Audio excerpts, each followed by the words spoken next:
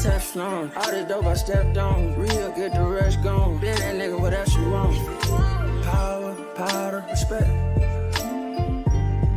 I want that money and power and powder. Money and powder and power. Money and powder and power. That paper, yeah, I gotta stack that. Them diamonds keep blinking, we might have to jack that. Now boy, when that blicky come out, you get clapbacks. Draw down with a little joint, I'm at you like pat. Come back when them candles out round your block and kick that. Come back when your funeral in progress and hit that. Hit your back to back, your bitch ass won't even hit back. Yeah, we splashing in fashion. Nigga, you could check the drip, catch you slipping, we sliding. Your niggas on some different shit, we hit the lick, we with the shit. Shh. When you get hit, quiet down. No need for the talking. The fuck is that about? Tougher than a Teflon. All the dope I stepped on. Real, get the rush gone. Been that nigga, what else you want? Power, powder, respect. I want that money and power and powder. Money and powder and power. Money and powder and power.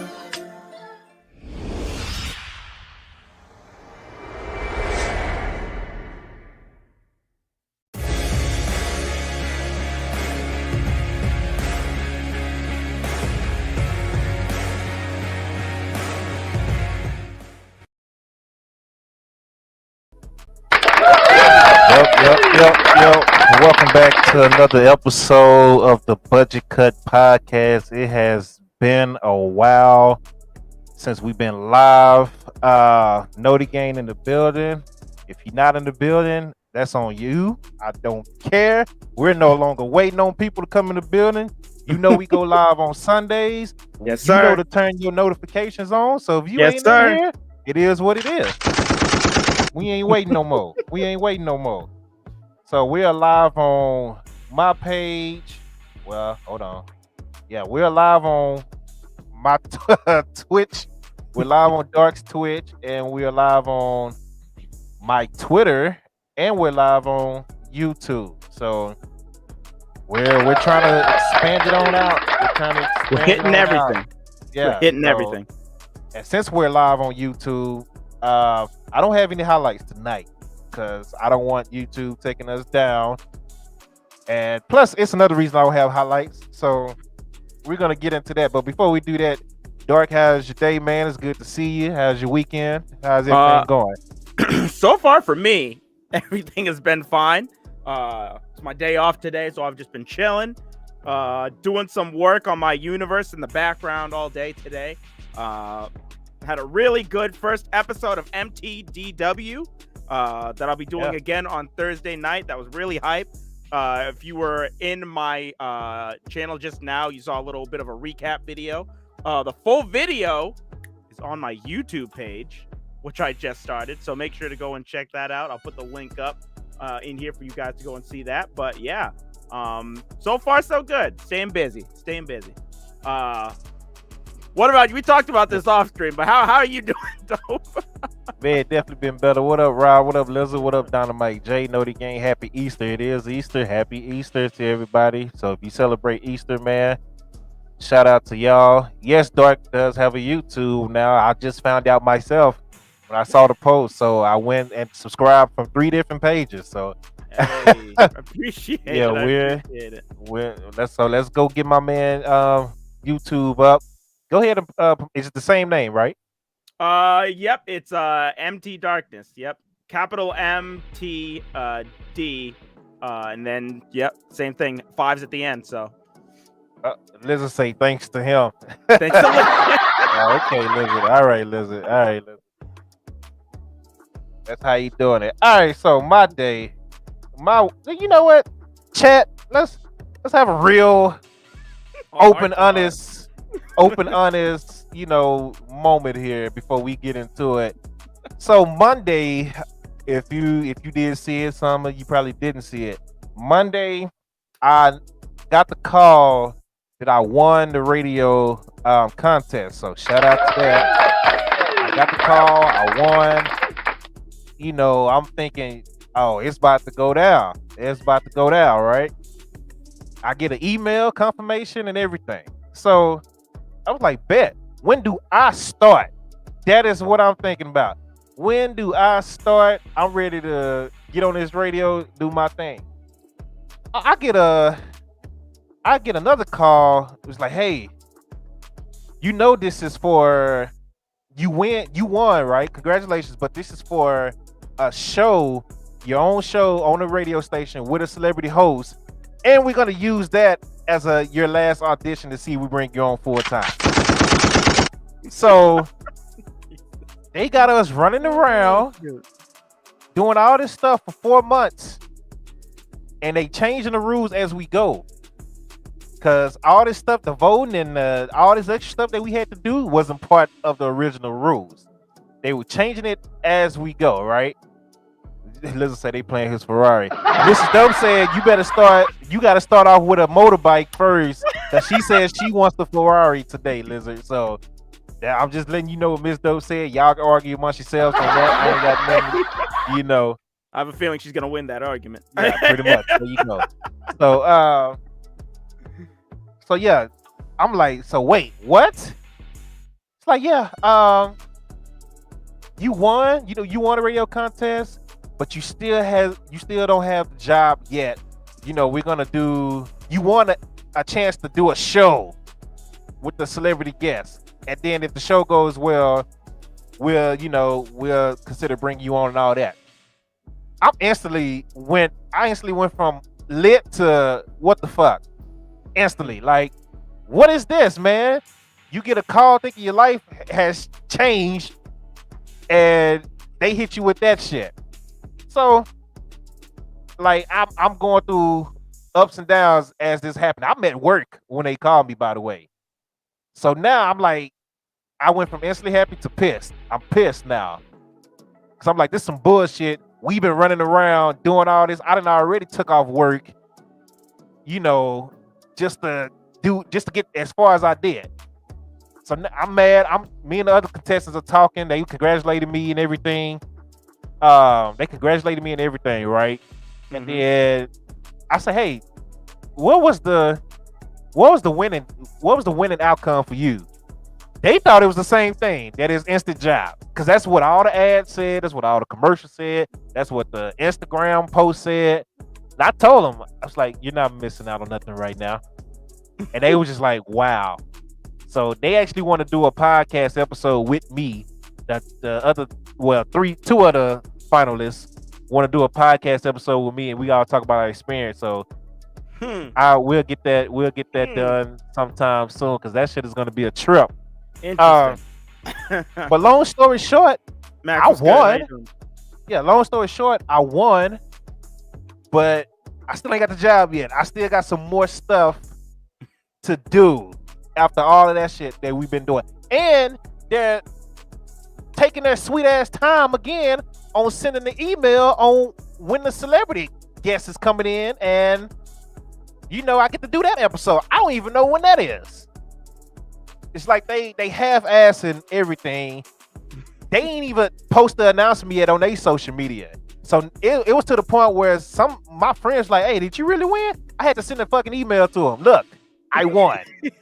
Like, I ain't got no reason to lie. I won. This is their email stamp. You know what I'm saying? They just half-ass, and they unorganized. They half-assing, right? So my mood has just been fucked the whole week, because now I'm at work. I'm tired of shit, getting up, doing this job. It's just a natural thing that when you feel like, you've been pursuing for better, and you get a call and you think your life changed, but it didn't. Now you looking at your job that you didn't originally have any problems with. Now you looking at them sideways and like, fuck, I don't want to be here. I don't want to be here. I don't want to do this shit no more. I thought I was done with this. Mm-hmm. So my whole week has just been fuck. I've been trying to, stay positive and keep it moving, but it's been a roller coaster. I get Chris Arnold on, the Texas Hall of Famer, Texas Radio Hall of Famer. I hit him up instantly. It was no questions asked. He came on the show. We talked about the Mavericks because he works at the American Airlines Center. He's actually the host of the American Airlines Center. So all the contests and the half-court shots and all that stuff, that's him. So, you know, he came on, no hesitation. Cool. We talked about that. Bet. We about to get into that, Rob. We about to get into that. So, stop playing with my boy's name. Bruh, Put some respect on it. So we do that, and that's cool. That's cool. And he told me, he was like, "Hey man, don't be afraid to reach out." I told him, I said, I don't like bothering people. I feel like I bother people when I'm reaching out to them when they got a level and yada yada. I just don't. I'm not that tight. But he was like, no, trust me. I like, he enjoyed talking to me and all that. And he texted me immediately after the show. I really enjoyed talking to you. Reach out anytime. So that's good to know. So I'm back in a good mood. This J. Leon Love, my guy from the Twitch Sports show that I don't know if y'all remember from a couple of months ago during the Wilder fight. We did the whole thing that Miss T won, Miss Thickums won. And so he, reaching out to him. We supposed to do something months ago. Whatever, yada yada, didn't work. Cool. We get up. What this say? Who is it? Oh man, say it, bruh. The lizard. But look, he plays too much. He plays too much. But yeah, like, so we talk. I was like, hey, it's a big fight coming up this weekend. I really would love to get you on, before the Spence fight. Bet. He was like, bet, cool. I'm down. I'm sorry I couldn't get with you the other time. I've been real busy, which I'm like, yeah, I know you've been busy. He's a trainer as well. He's not just a boxer. He's trying to get his career back going. Plus, he had recently had to have surgery on his ankle. So I understood all of that.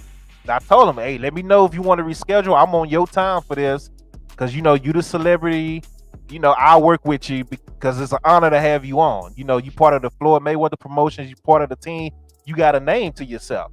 You're a former, middleweight champ. You got a name to yourself. So I'm working on your time. Cool. He hits me up yesterday. It was like, oh shoot, I'm ready now. But you know what? Let's do Sunday around this time. We actually set a time. I say, so I can promote it, right? Yeah, cool. I promote it today. He retweets it. So I'm getting likes and new follows and yada yada. So I'm like, okay. I posted on my personal Facebook. I got my boxing homies over there. Oh man, I can't wait to see this, man. This is gonna be dope. My cousin, huge boxing fan, he used to host the old podcast with me. He was like, man, can I please be a part of this? Bet. I'm all about it. Topsy, what's good? So bring my cousin in. He took off work. He's supposed to be at work. So he took off. We wait. It's 1:30. He in. It's 1:35. I sent the link to Jay Leon. Like, hey, let's go. Let me know when you're ready. That's the link right there. 1:45. He was like, hey, the link ain't working. So I checked it. I said, what device you using? He said, my iPhone. I got an iPhone. I go to the link in Instagram. I click the link and I see that Instagram is not allowing it to open. Bet. Legit. So I sent it to his Twitter because we've been inboxing on Twitter as well. I said, hey, the link is on Twitter. Also, if you want to copy the link, you can just copy the link and put it in your browser. It'll pop right up. Bet. He said, okay, cool. We don't hear nothing for like 20 minutes. And while this is happening, me and my cousin is on here just talking. So we're not even realizing how much time is going by. So we're just talking. And then we finally look down. It's like, hey, where he at? So I reach out to him again. Like, hey, what's good? He's like, oh man, it's not working. I tell him again, use the browser or go to Twitter. He never goes to Twitter, to the inbox of Twitter.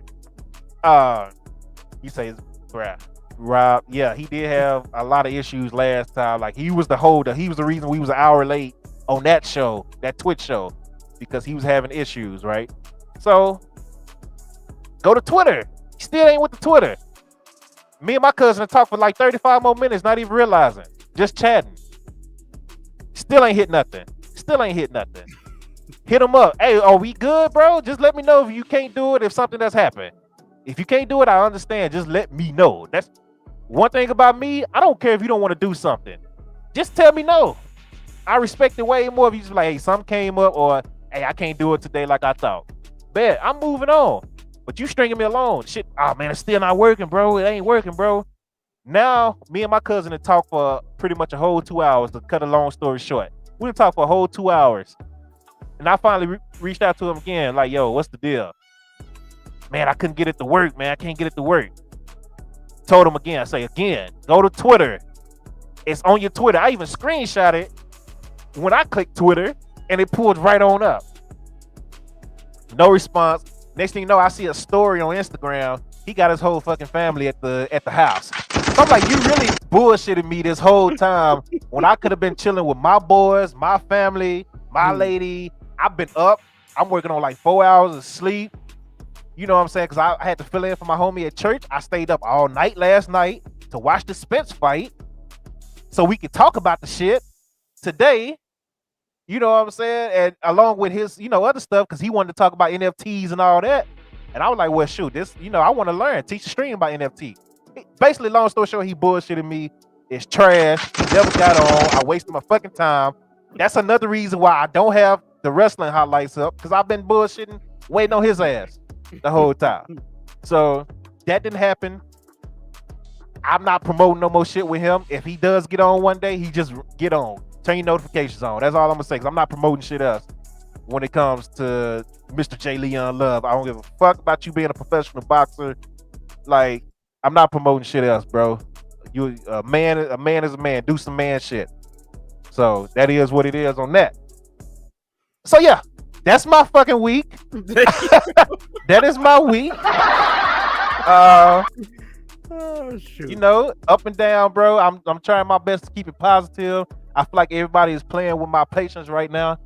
So yeah, and then on top of that, we deal with the stupid ass IWC reading shit all day, hearing shit all day on different podcasts and stuff. Like, yo, yeah, it's a rough week. So let's get right into it. Starting off with Raw. That's the best way to do it. Coming off of a heated week. Topsy said you want to hear some bullshit. I went to a wedding on Thursday and they didn't have any free food. Well, damn. Let's just say now he mad. Well, you should be, buddy. Trust me, dog. I've been wanting to snap. All week, dog. But I've been playing it cool, trying to keep my composure with this bullshit. Trying to keep my composure. Trying to keep it positive, because I always tell the chat to stay positive and, shoot your shots and do all that. So I don't want to be no hypocrite telling y'all to do something and then y'all see me lose my cool and all that shit. So yeah, keep it positive, chat. The good thing is I'm glad y'all here. I'm glad to get to see and talk to my boy Dark. I haven't seen my boy Dark in 3 weeks, man. So I haven't been able to talk to him like that in 3 weeks. So that puts me in a better mood seeing y'all here and talking with y'all. So let's get right into it. Monday Night Raw. And let's just say they better have a damn bag of chips. Yeah, you better eat a bag of chips. Yeah. You better find something to eat. You say, nah, I love to see Hill, though. Nah, we not gonna do that. Like, oh, and then while we're trying to get Monday Night Raw together, me and Dark both looking on our computers, we can't even get the fucking results because the damn website ain't doing what it's supposed to do. WWE, you a $1 billion company, and you can't give us the right results for something that happened last Monday? Really? Bruh, it's a lot of people need to be fired this week. That's all I'm gonna say. From the radio to just WWE, there's a lot of people that's running websites that need to be fired right now. So, but let's get right into it. Monday Night Raw starts off with Miz TV. The Miz and Cody Rhodes did their thing in the ring. I pretty much enjoyed the he said y'all was streaming Monday. No, he wasn't streaming Monday. See, Rob, you should be fired right now because you're not listening. I actually you know what, I'm glad you said that. Time out. One more thing. So Monday, right? I was supposed to do a watch along with Get the Tables. He's streaming on, y'all know how we do it. He's streaming on his page. I stream on my page. My fucking computer would not upload OBS to save my life. So at the end of the day, around 7:30 Central Time, 30 minutes in the show, I said, fuck it. I'm going to Discord. I'm not gonna stream. I'll just join, get the tables. And that's what it was. So it was a rough ass week, man. But anyway, back to Monday Night Raw. Cody Rhodes and The Miz start off with Miz TV.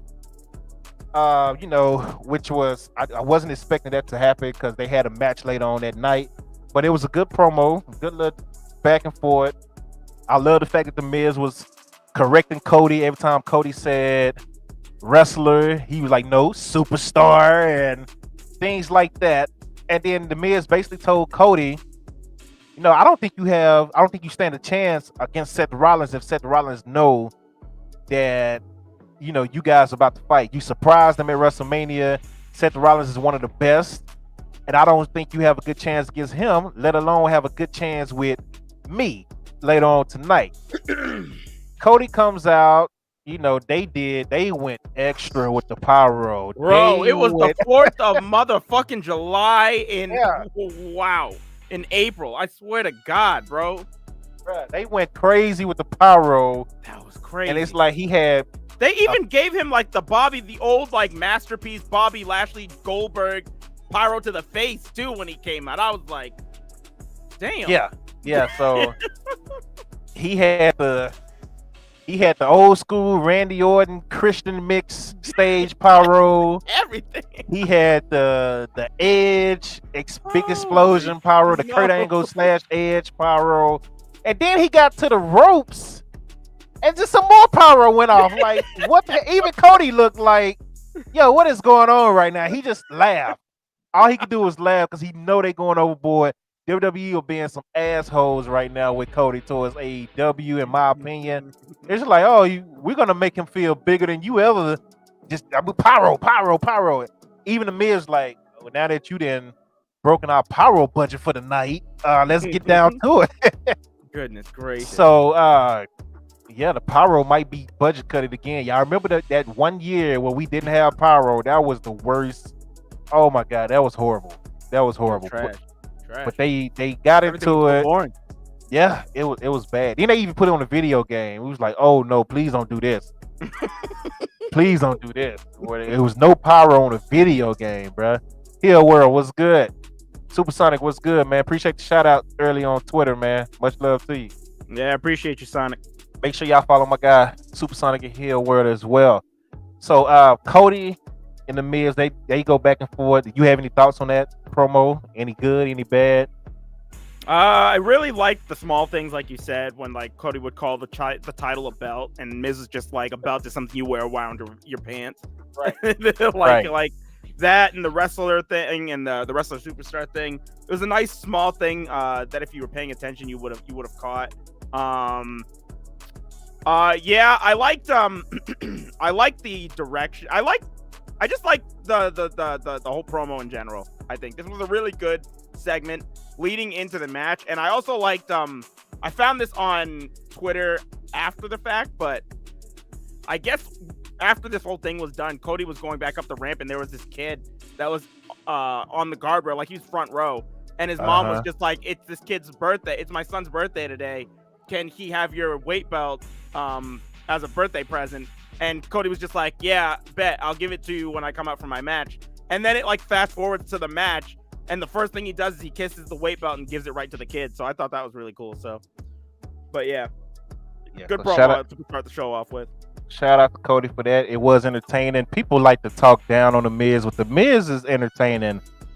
That promo with Cody was probably the perfect person to put Cody in the ring with, honestly, with the back and forth. Because I mean, it's a part where they're chanting Cody, and the Miz gets up, and all he did was just put his hands up. It was like, "Can you please be quiet?" And they just got loud. Just because it's the Miz, and you all know when the Miz hands goes up, your mouth goes shut, and that makes the crowd louder. So just little stuff like that, people don't give the Miz credit for. So I love that promo. It was good back and forth. Later on down the line, Cody and the Miz had a match, which of course Cody won. Pretty solid match. I've heard a lot of complaints about this before the match happened and after the match happened. And I just don't understand why. I even tweeted about it saying, "Stop the Miz hate has to stop." It's crazy. Like it's ridiculous. Like I don't understand the Miz hate. Maybe you don't think he's entertaining in the ring. It's only because he's an average wrestler. That's it. There's nothing special about him. I don't understand the hate. Like he's good at what he does. He's a really good talker, and he's average in the ring, which is he's the perfect person to have on a WWE roster. So I don't really have any issue with him in the WWE at all.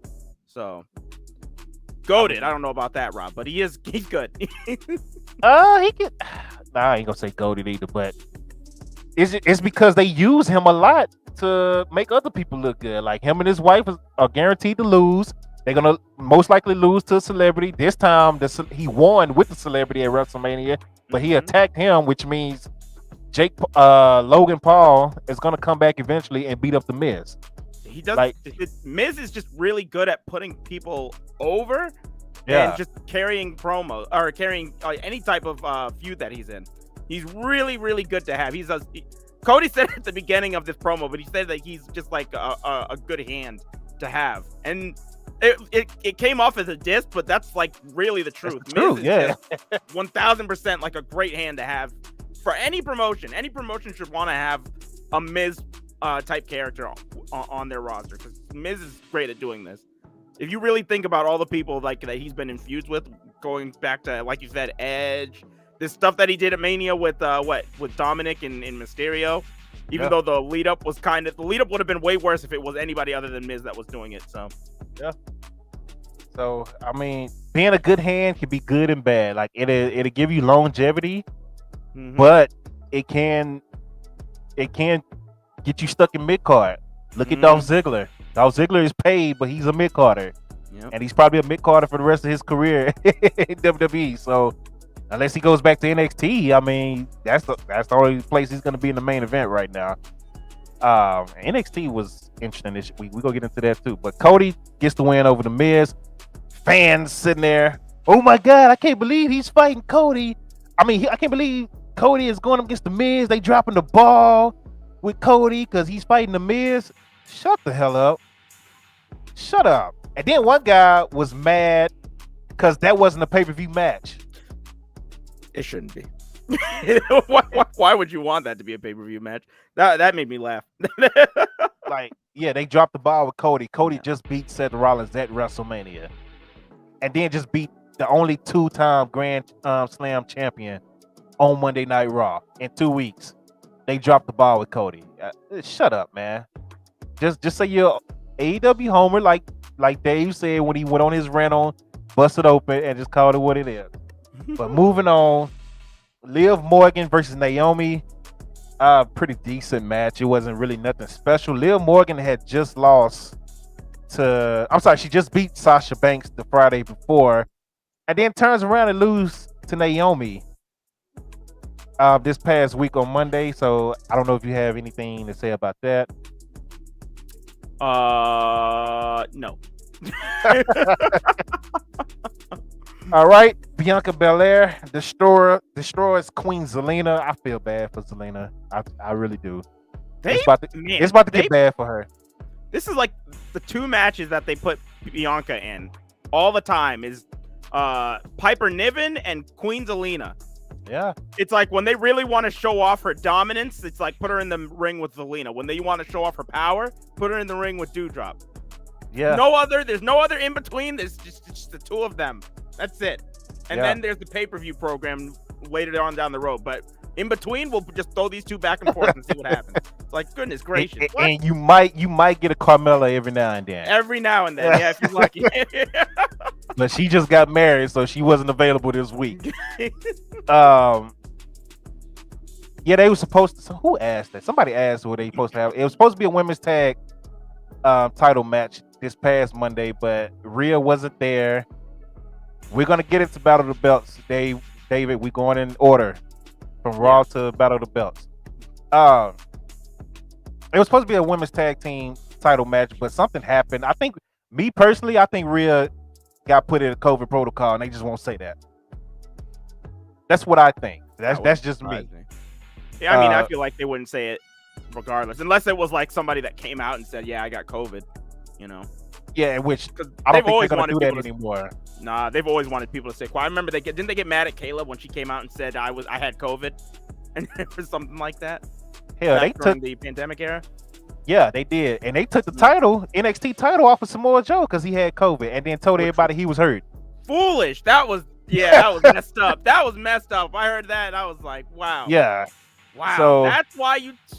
And they didn't even attempt to say anything too. They made it really seem like he had another concussion. Everybody got worried. Joe. I know Joe was pissed because Joe didn't say anything either. Joe was just like, all right, that's cool. Had us thinking this man was hurt again, and we was like, oh man, not again. His career might be over. Yeah. And no, he was fine. He just had COVID. And they just told, Joe was hurt. What? Man. Crazy. So Sonya Deville comes out, and this is funny because I knew she was gonna do this. And I told Get the Tables on his stream. I told him, I said, look, she's gonna sign this damn contract herself. I could just see it, the way she was talking. And he didn't believe it. He didn't want to believe me. He was like, nah, she better not.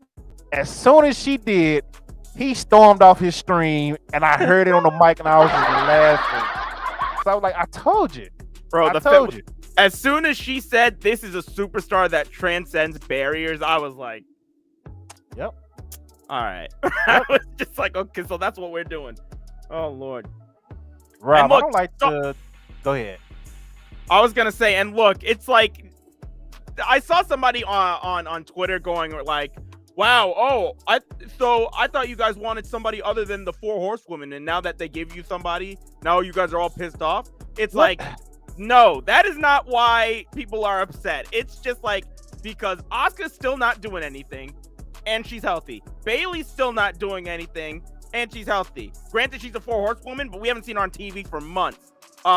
Rhea Ripley's not going into the title picture right now, and she would have had a banger match with Bianca. Liv Morgan, just literally before Sonya signed the contract, she went over the entire roster. There's so many other people that could have taken this spot, and then they just gave it to the general manager. That was dumb. I didn't like that. I was like, what is this? I was like, okay. I was just like, okay, sure. Yeah. I didn't even get mad. We need to feed somebody to Bianca. Sure. Go ahead. Yeah. Yeah. I didn't even get mad because I saw it coming. I was like, man, whatever with this, man. The same lady who lost to Ronda Rousey with one arm tied behind her back in a bathrobe and lost to Naomi. Like, you couldn't get past Naomi, but she gets a title shot because she said so, and then she just punks the hell out of Adam Pearce. Like, bruh, why are you there? Why are you there? I don't understand why he's there. This is the second time she's attacked talent, and Pearce hasn't done anything. He's just letting it all happen. He's just like, oh, all right. I'm surprised Pearce hasn't done nothing. Why doesn't Pearce just give himself a title match against Roman? Well, Roman gave himself a title match against Pearce. Pearce ran like hell from it. He didn't want it. That is true. Pearce like, I don't want no parts of that. I'm done. No, sir. So, oh, shoot. But yeah, moving on. I just, whatever with that, the women's division right now. Moving on, Bobby Lashley came out and he beats MVP and Omos to the MVP lounge. And what was funny was when he got to the ring and they went to commercial, it was nothing in the ring. All of a sudden they come back, hear the couches and all that stuff. They didn't have nothing set up before Bobby came out. Bobby just beat everybody to the ring. And it was like, all right, well, whatever. Just whatever. I'm ready to get the segment over with instantly, right? Bobby cuts his promo. He's not the best talker. I just like seeing Bobby fight. I really don't like the fact that they broke Bobby and MVP up because Bobby's not the best promo guy. So Omos come out with MVP. They go back and forth. Bobby destroys the set and almost hit a kid in the process while throwing stuff out the ring. Any thoughts on that? I actually like the segment a lot, actually. Because I thought So normally I would agree with you that Lashley's not the best talker, but in this instance, I thought that him and MVP did a really good job with their back and forth. Especially where Bobby Lashley was just like, you came back and you just saw your next meal ticket and that's what you wanted. And that line of MVP was just like, this was the past, that was the present, and I'm looking towards the future. I love that line that he put like right there. But I really like this back and forth. But the only issue I have is that when I came out of watching this, I was really looking forward to a match between Lashley and MVP, and not so much a match between Lashley and Omos, because Omos kind of did nothing that entire time. So yeah, that was my only negative to take away from that. But other than that, I really enjoyed this whole segment actually. I instantly got 2015, 2016 Impact Wrestling vibes from them, going back and forth. When MVP was part of the Beatdown Clan, and he was the leader of the Beatdown Clan with MVP, Bobby Lashley, and Kenny King, and Samoa Joe at one point. And then it was Low Key at one point as well, too. And then Bobby was the champ. MVP was his side guy. And MVP turned on Bobby, and they brawled, and they went at it like pretty hard. They had a New York street fight on there, which was crazy. They went all outside the arena. It was crazy. So I instantly got those vibes when I saw the promo, because the promo is kind of similar to what happened then. And I was like, okay, well, I've seen this before. I'm not mad at it, but I've seen it before. Yeah. So, and then this, I don't think it's leading to Bobby versus MVP. It's gonna be Bobby versus Omos. So it's a different outcome. But somebody said Omos needs better ring gear. And nothing fits his big ass. What is he supposed to wear? You want him to wear? What is Omos supposed to come out here? Tights? They ain't got enough leather in the world for that. I want to see Omos. I want to see Omos come out in a giant singlet. I think that. No, please. No. We already had the Big Show. We good. We good. We don't need Black Big Show in the ring. We good. Like, nah, I'm good on that. Oh man. He said he's gonna wear a bed sheet. The bed sheet ain't big enough for his ass. That gonna cover his upper chest. But moving on, Veer Mahan is finally here, but he's here beating up Dominic Mysterio. So I don't know where Rey Mysterio was while his son was just getting choked out in the middle of the ring. So everybody made. I was thinking he must have been doing something, but I don't know why they wouldn't have said anything. It was just very strange. Everybody was laughing. I think Ray was supposed to be the one in this match, and then they're just like, nope, it's Dominic instead. So I was just like, oh well. That low key makes me think that he's in COVID protocol as well. A lot of things changed this week after being promoted, and I'm like, all right, and there was nothing, like no word or nothing. It was just changed. So I feel like these guys are in protocol. Paul George, I thought the protocol stuff was over. Paul George for the Clippers went in protocol while I was on stream with Chris Arnold, and right before they had the game. So obviously it's not completely gone like a lot of people think it is. So continue to be safe. But Veer, he's finally here, but they had so much momentum. It was so much potential in what he could be doing. And to bring him here to beat up Dominic Mysterio, which Dom really don't have a good resume outside of his Seth Rollins feud and winning the tag titles. I mean, it's not really hyping Veer up like it should be. You know, it's already going down. Yeah, they really could have had Veer. Really could have been Raw's hook. Yeah. If they pushed him correctly, that this guy had enough buzz behind him, and it's been very disappointing. And I'm the biggest proprietor of Hook. I mean of Veer. I love Veer. Yeah. Veer the Veer. That was my campaign right there. But I don't think anybody fears this man. I think everybody watches Raw and they just kind of shake their head. Maybe a little tear comes down the side of their cheek. I don't know. Because that's kind of how I feel sometimes. I'm like, damn, this could have been better. I don't know why y'all keep asking for Dom to go to NXT. It's not happening. His dad is on the main roster. That's how they using him. He's not going to NXT unless he do like a one-off like he did a couple of weeks ago with his dad. I mean, it fits him. It fits perfectly, but it's not happening. He's not going down there full time. So y'all might as well get that mindset out your mind. Move.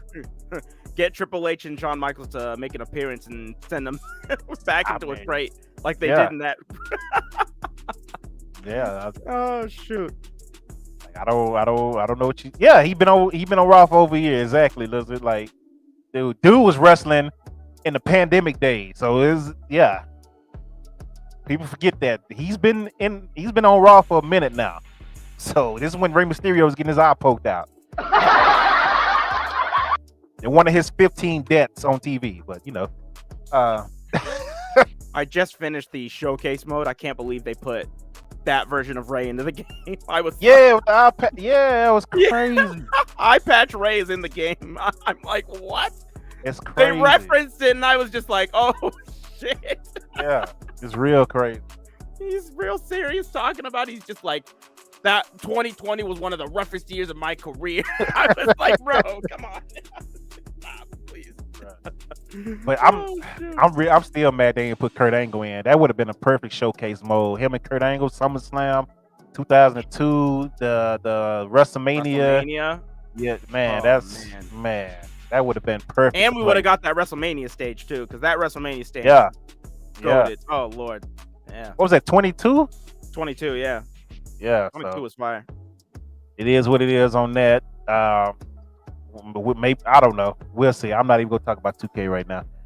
We had a fire match with AJ and Damian Priest until randomly Damian Priest went full Undertaker mode, bro. Mixed with the Brood, mixed with Vampire Diaries. I don't know how to describe that. Bro, the lights just turned to a bluish purple looking thing. I can't really tell if it was blue or purple. I want to say purple. And then his eyes, there you go. His eyes he raised his head up and his eyes just turned like he turned into the Undertaker for a minute. I don't know what the hell happened. And then they went to commercial. And like the match is over. Match is over, and then they come back and AJ Styles is backstage. What? They got back from commercial, and the interviewer was just like, "Yeah, we finally got power back to the arena." I was like, "What?" The power never went out. Like the lights.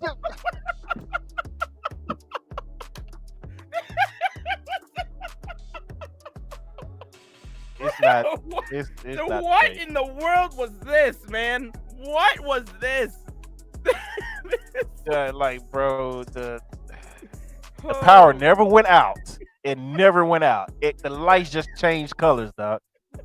Like, what are we doing here? What are we doing? How old are we to be watching this shit? Like, bruh, I was done. I was dead. I was dead. Look, I'm sitting here. I accidentally pushed the button and my shit just changed real quick. You had to look up. Hey, man, hold on, Edge. Hold on, Edge. What's going on, man? He's coming.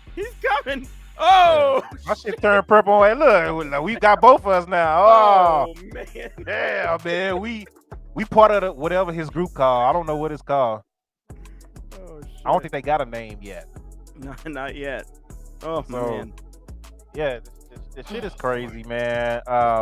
Now the match was good. And I was gonna say, yeah, it was a great match until that happened. Like literally, it was just, and the announcers too. Once the lights started going out, like Jerry made a joke, and then the lights just go out, and then they just stop talking. I was like, oh man. So, oh Lord, what do you think they're trying to do with this Edge group?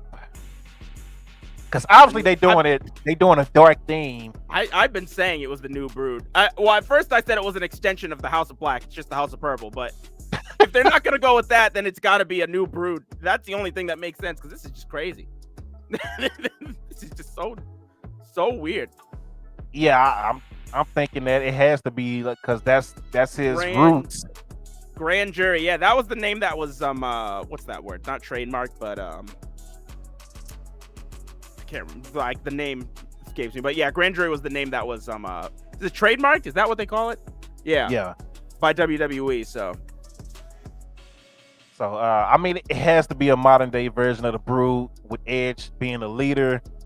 That's the only thing I can think of. That's his roots. I mean, when he first got there, he was this dark character anyway. A lot of people don't know because a lot of people are young in our chats, so they don't know the original Edge. They used to just sit in the crowd randomly, and they're just randomly, like basically like what Sting did in WCW, sitting in the rafters.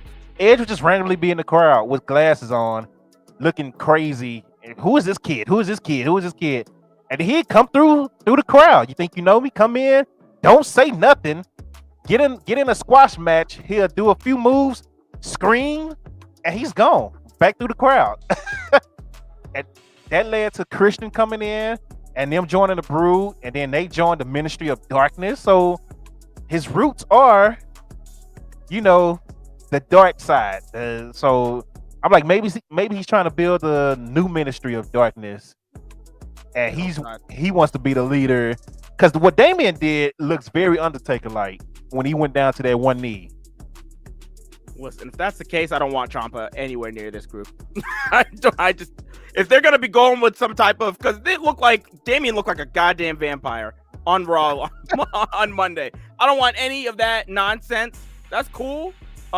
If you want to do this grand jury stuff with purple lights, that's fine. Just don't go too far into the supernatural. I feel like Edge is doing a real good job being a dark character already. Yeah. Just don't do this whack crap with the lights going out, stopping mid-match, coming back, and then acting like it affected an entire freaking city where there was a giant blackout. Like, come on, dude. Like, this was not it. I don't like this direction. I was just not a fan of this at all. This was just crazy. Yeah, it wasn't good. Like I said, it was a fire match, and they turned around and did that and just ruined everything. So, I'm glad you mentioned Ciampa. Before we get into that, I'm gonna just go ahead and do the Ciampa thing because it's the last thing to talk about today. As far as Monday Night Raw, Ciampa made his re-debut, I guess you want to call it, backstage, main roster call up on Raw, and he really didn't say nothing because he was interrupted by Kevin Owens, he's making his storyline funny just by his reaction. But I really wish Kevin Owens would have went to something else. Talking about this whole Ezekiel thing. Ezekiel thing. Yeah, sorry. Yeah, so I wish, Rob, I'm not talking about that stupid ass bachelorette party. So not happening. Bachelorette party, yay! It was there, now it's gone. Bow. That's it. That's all I got to say about that. But yeah, Ciampa just backstage. I thought he was gonna talk. Kevin Owens like, hey, you guys sitting here talking about, Ezekiel, that's lies. Stop lying. I hate liars. Kevin Owens is being funny like he is. And I enjoy Kevin Owens part of it. And I appreciate that they at least bring up Ezekiel. So, Elias. So I appreciate the fact that they're not treating us like we're dumb and just saying, oh, this guy's just a new guy randomly, and just take it as what it is. We just changed his name, cut his facial beard off. And there it is. But Ciampa was like, yeah, that's Ezekiel. I don't know what he's talking about. But going back to the Edge thing, a lot of us initially thought Rhea Ripley was going to join Monday if she was there. They was going to lose the title match, and she was going to turn on Liv, and next thing you know, she's part of the Edge group because she fits that mold with the dark look and everything. I was all for that. So I was looking forward to that, but she wasn't there, obviously. A lot of other people saying Ciampa might be in the group. This name popped up to me in my head on Friday while watching, and I was playing 2K at the same time. I was like, well, everybody's saying Ciampa should join Edge group, but what about Finn Balor? Finn Balor has that look. He has the dark side of him. I think Finn Balor could be a guy that joins that group, and Finn would it might be worth something. Finn would work really well especially with his Prince character. I said, they just need to not go too far into that crazy side of things. But then again, that's another reason why Finn's character could also work in this group, because even if they did decide to go supernatural, he's already got I was gonna say the Fiend. He's got the demon. So right. Why you keep asking this, man? You know what? I'm not even finna, because this ain't the day. this ain't the day. Hey, So sometimes you gotta let them know. That's all I'm gonna say. This ain't today. But yeah, I think fan would be good if they do decide to add. I don't know what the plans are. If Rhea Ripley do join, that'll be perfect. I like it. I think her and Priest would look great standing next to Edge. So is WWE 2K22 worth buying? I think so. Yes. Especially now since it's on sale. So yes, absolutely. Yeah, I love that game. I put in 100 hours into that game already. It's worth buying. It's a good game. It is a good game. So definitely give it a look. Especially while it's on sale. It's 30% off. It's only a month in, and it's already 30% off, which is crazy. Yeah. Oscar would be a perfect fit, says Supersonic. Nah. What? Nah. That doesn't make any sense. Nah, I don't think so. Respectively, I wouldn't put Oscar in that group. That doesn't make she's not much of a fit for that. Yeah. She's too bubbly and just kind of flamboyant and all that stuff to be a part of a group that's just supposed to be just brooding and dark all the time. Yeah, I'm about to say, unless she just changed her face paint to just black. Yeah. And spitting out black mist and stuff like that. She got to change her music and everything. Literally, unless you want to get Kana back, like Asuka before she joined WWE, she was she was a gangster. So unless you want to get that version of Asuka, which was Kana, to join that group, that's not happening. And it doesn't seem that's not the type of Asuka they're trying to push in this company. So they ain't trying to push Asuka at all right now. You said Shayna? Yeah, they're not pushing Shayna either. So Shayna's back in Natalia. Yeah. No Shayna. And the last thing on Raw, where the Usos came to Monday Night Raw. Lord, Razor, you said Alexa Bliss should join. Oh, goodness gracious. Oh, dang. Listen, have Alexa join the group if you want to kill that shit. That's what you should do. Do not put Alexa Bliss anywhere near any group. That is a mistake. Oh, hey, congratulations to Alexa for getting married, though. Everybody getting married. Everybody getting married, I see. Yeah. But, so the Usos went to Monday Night Raw to call out RK Bro. And, of course, let's just say Alexa needs to take her ass back to therapy. I'm sorry, not RK Bro, but Street Profits come out and interrupt. Was like, no, this is our show. We want the titles, and we'll go through you to get them and all that, yada yada. They end up having a match, very good match. The high spot of the match was when Usos and RK Bro were outside talking to each other, and then you just see Montez Ford just fly all over the ropes, somersault over the top rope, land on his feet, take out both Usos right in front of RK Bro, and just starts doing a shimmy dance with his tongue out right in front of Randy Orton and Riddle high ass, which is just cracking up while it was going on. And of course the Usos get the win, and that's gonna set up to what we talk about that happened on SmackDown. What's your thoughts on that match? The match was good. We've seen this in SmackDown before, haven't we? I feel like we might have, but I can't remember. But anyways, yeah. Regardless, these guys had a really, really good match. Unfortunately, I kind of saw the outcome coming because they were building up towards the match between the two champions. So that was unfortunate. But I still really entertaining match, and I want the Street Profits to kind of, I don't know, if the direction is for the Usos and Roman to hold all the belts, then I do want to see the Street Profits at least come back and take one of the titles off of the Usos at some point, because I feel like they deserve some belts after these strong set of matches that we've seen from them the past couple of months. So I think what they're gonna do is what happened to the Street's heel turn, Fraser says. I don't think they were supposed to be heels yet. I think they just they tweeners right now. They just want the titles. Yeah, they just want the titles. Yeah. So they're just acting a little more aggressive than normal. Yeah. So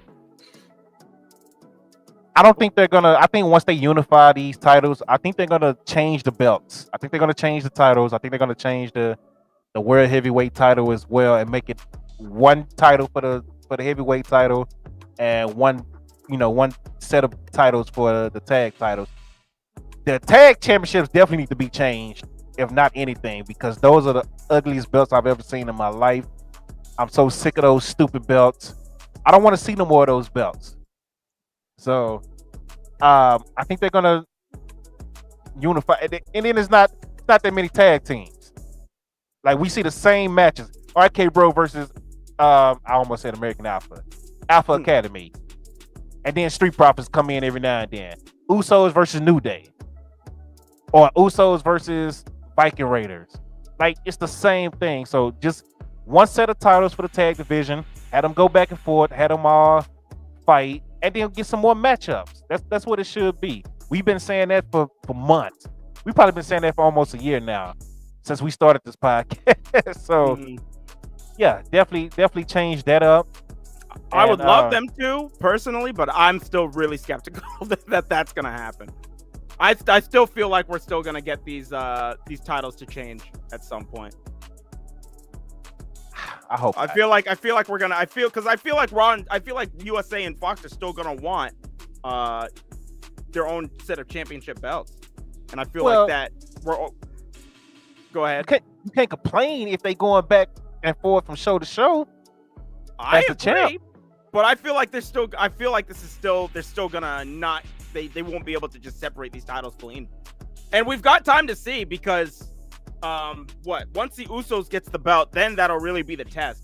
If the Usos get these belts and Roman and the Usos are still carrying around both sets of titles going into the pay-per-view after that, I think that's when we need to start thinking, I don't know, maybe this isn't going to happen, because why would you hold on to the same two belts if you plan on, putting them together? Which I want people to know that I really do think the logical thing to do is to put these two belts together. Because like Doug said, we've been saying this for a while. There's no reason to have as many belts as you have, especially in this company. But I feel like they're not able to get that in their heads. I mean, they just need one set of tag titles, one heavyweight title. Keep the mid cards on each show. Did we freeze up? I'm looking on your stream. It looked like we froze on your stream. On my stream of frozen? You said the mic and camera is acting up for Dark. We froze on his stream though. And he's got. All right, I'm waving. I'm trying to see if my stream is still up.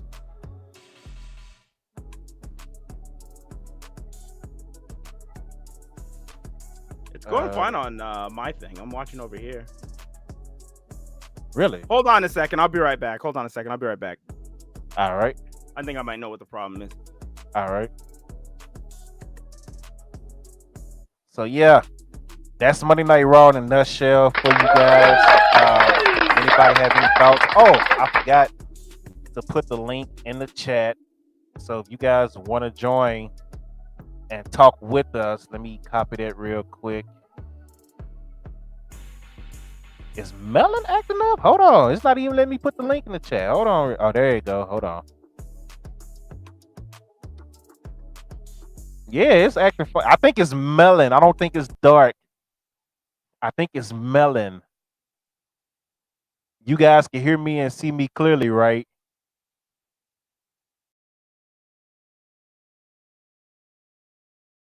From my stream, it was just his mic sounded weird. I see Chaos is in his stream. Look like everything going. It froze for 5 seconds. I wonder if we all need to refresh. Tatum is a bucket. Right? We ain't talking about that shit. I'm scared to refresh because I feel like if I refresh, it's gonna kick him out.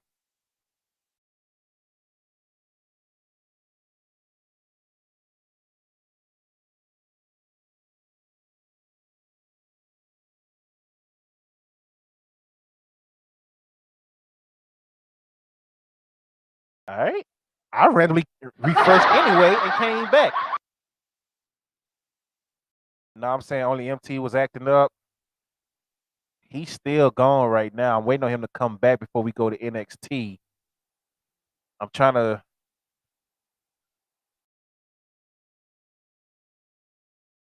All right, I think he's back. We might be good while you was gone. Melon refreshed. What happened? While you was gone, Melon refreshed, and I just refreshed your stream, so it looks like you're back and everything is good to go. Oh, okay. Yeah. But yeah, before we get to NXT, any final thoughts on Monday Night Raw? No. Raw was just kind of an in the middle show. They're setting up for WrestleMania Backlash. So so we're about to see a lot of rematches essentially. So yeah, that's pretty much what we're getting ready for. I don't really have much else to add. It was just another Raw. Just another Raw. Just another Raw. 2 weeks after Thanks, WrestleMania. Rob. Yeah. Go ahead. Hey, Dynamite. No, I was reading Dynamite. Yep. Nikita, man. Boy, she was whoo-wee, buddy. That's all I'm gonna say. I think I might have to concede. I think I will not give it to all of WWE, but I will definitely say that right now, NXT has the cakiest division of all. Thank you. Let's go. I can't. Let's freaking go. I can't deny that. I can't deny that. I've been telling him. I was like, Jesus. It was crazy. Nikita, then Lash Legend, then Mandy, then Gigi. It's just like they just kept coming one after another, after another, after another. I'm just like, goodness gracious. It's crazy. I've been saying it. I've been seeing these women. And you still got Kaden Carter. Like you still got some people back there. You got Electra Lopez, who's like that for real. Jeez, yo. Bruh, my homie saw her for the first time. He's like, "Who is that?" I was just like, "She's the one." Chaos Dragon, shout out for that follow. Hey. Follow my guy MT Darkness as well. Yes, sir. Yeah, bro. At Stand and Deliver, and she got in the ring. I was like, oh, you real life, right? You real life, like even more than Gigi real life. You out there? Shoot. Yeah, it's serious. It's crazy over there. It is serious. But let's get into NXT. It starts off with Braun Breaker coming out to the ring. He's just pissed off. He is just pissed off about what Joe Gacy did to his dad. Joe Gacy and his partner, I can't remember his name right now. Harlan something. Yeah. He just got married too, I believe. So he did. Yep. Shout out, another one. Yeah, shout out to Harlan. So a lot of people getting married in the world of wrestling right now. But Joe Gacy and Harlan, they kidnapped Rick Steiner and had him in a cage. It was crazy, and went off the air the week before, right? So we get to this week, and Braun is pissed. And he comes out talking like he talked. Get your ass down here, huh? Shoot. Yeah. Corbin, I don't. Stop it. That's disrespectful to Corbin. But shoot. Braun comes out. Get your ass out here, huh? Come out here. I'm gonna kick your ass, huh? Let's fight right now, huh? You know how he do. So, and then next thing you know, you see Joe Gacy in the woods, basically, with the Hall of Fame ring that Scott Steiner just received, and they throw it in the fire, and I'm just like, okay. And Braun, instead of being mad, instead of just like really showing the pain of his father's newly Hall of Fame ring. First of all, he just got kidnapped, and then they just come back. Oh, he's fine. He's at home. How did he get home, Bron? Can we tell a story here, please? Like, what happened? Did he fight his way through? Like, can we get a storyline here out of this? Like, come on now. He just randomly at home. Well, whatever. He's at home. He's fine. He doesn't have his ring, but they throw it in the fire, and that's how that segment ends. Anything on that? Man, this some of the segments I've been seeing this week have just been wild as hell, bro. This shit is just. Oh man, I was laughing hard too when I saw that they were doing a little recap and they showed what's his name, Braun Breaker's dad. They showed Rick in the cage, just like bro. I will never be able to get that image out of my head. Oh man, that's gonna be one of the most ridiculous things that I've ever seen. It's hilarious. 2022, I'm seeing Rick Steiner just tied up in a cage. Just randomly, just in a cage. Yeah, yelling his real name. Bronson! Bronson! Like, who the hell is that talking? Oh, Rick Steiner? What you doing here? Like, dude, you should have been at home anyway. Why are you even out for them to find you to put you in a cage? Oh, God. Like, Chaos says he got an Uber. That's the story he got. There you go. There you go. There you All go, right, Chaos. that's something. You told it. Hey, it's better than what they told us, so yeah, we'll take it. Yeah, I mean, at least it's something. I take that. Because they didn't tell us nothing. He's at home. He's fine. Oh, okay. Well, all right. Well, whatever then. Moving on. Rick is fine. But obviously, he don't have his ring, so cool. Oh, shoot. Jiro versus Von Wagner. It was a squash. I mean, Von gets the win. I don't have nothing to say on that. You got anything on that? Nope. Nikita Lyons is doing an interview backstage, and it's like comparing a Escalade to a Nissan sitting next to this lady that was interviewing her. It was just bad. It was a bad combination. I felt bad, bro. You didn't have to disrespect her like that, bro. Wow. God. What, man? What? That's what it was. Like, look at them two side by side. I mean, you going from a Range Rover to a Honda. Like, it's talking about filet mignon to Taco Bell. Like, what are we supposed to say here? Let's call it what it is. It's fact. Hey, okay. Yeah. Hey. It is what it is. Like, look at them two sitting.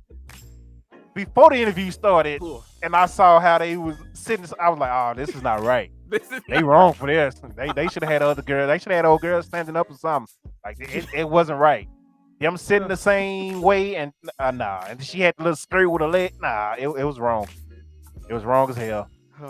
They set up for failure. So she's talking. I don't even remember what she was talking about. Honestly, I just remember. She got up. That little dress that she had, man. Yeah, there you go. Because I didn't hear a word. I didn't hear a word she said. The week where I watched, I was like, okay, dope at a point. Bruh. I didn't hear a word. I don't know if she talked about the win over Last Legend. I don't know. All I know is that the interview started. Nikita started talking, and then Lash just came in, and I was like, okay. All right. And bro kicked her right out the chair, and you just see her legs flying up in the chair, and the shit was hilarious, bro. Somebody made a gif of that happening too. That was hilarious. Nikita just going over in the chair. Bruh, it was one of the funniest things this week. And the second funniest thing, in my opinion, happened on SmackDown. It was very similar to that moment. And as a matter of fact, I said now it was Butch flying over that table at Xavier Woods. Same type of thing. Shit was hilarious. We're gonna get into SmackDown later, but it was two moments this week. That one and Butch flying over the table at Xavier Woods out of nowhere. But yeah, she just bro kicked her. Like just came out of nowhere and bro kicked her out the chair. Yeah, she was out. It was hilarious. It was hilarious. Let me see what Supersonic says. It looked like a long comment here.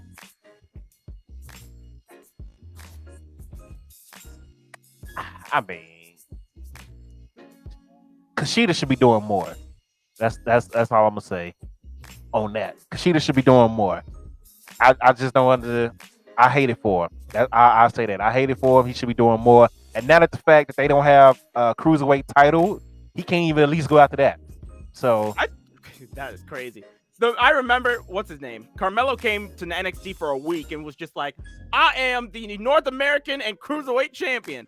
And even the week that he said that, he didn't even have the Cruiserweight champion with him. Championship with him. I was like, what? Just got rid of it. Like, man, yeah, it's gone. Ghosted. Nothing. It doesn't exist. Damn, I mean, take it back to UK. At least UK was using it. Like, whatever on that. Then we get Mandy Rose versus Dakota Kai for the NXT Championship. They just refuse to get this woman a title. Mandy is starting to get over with the crowd. Was last week the week that Raquel was on SmackDown?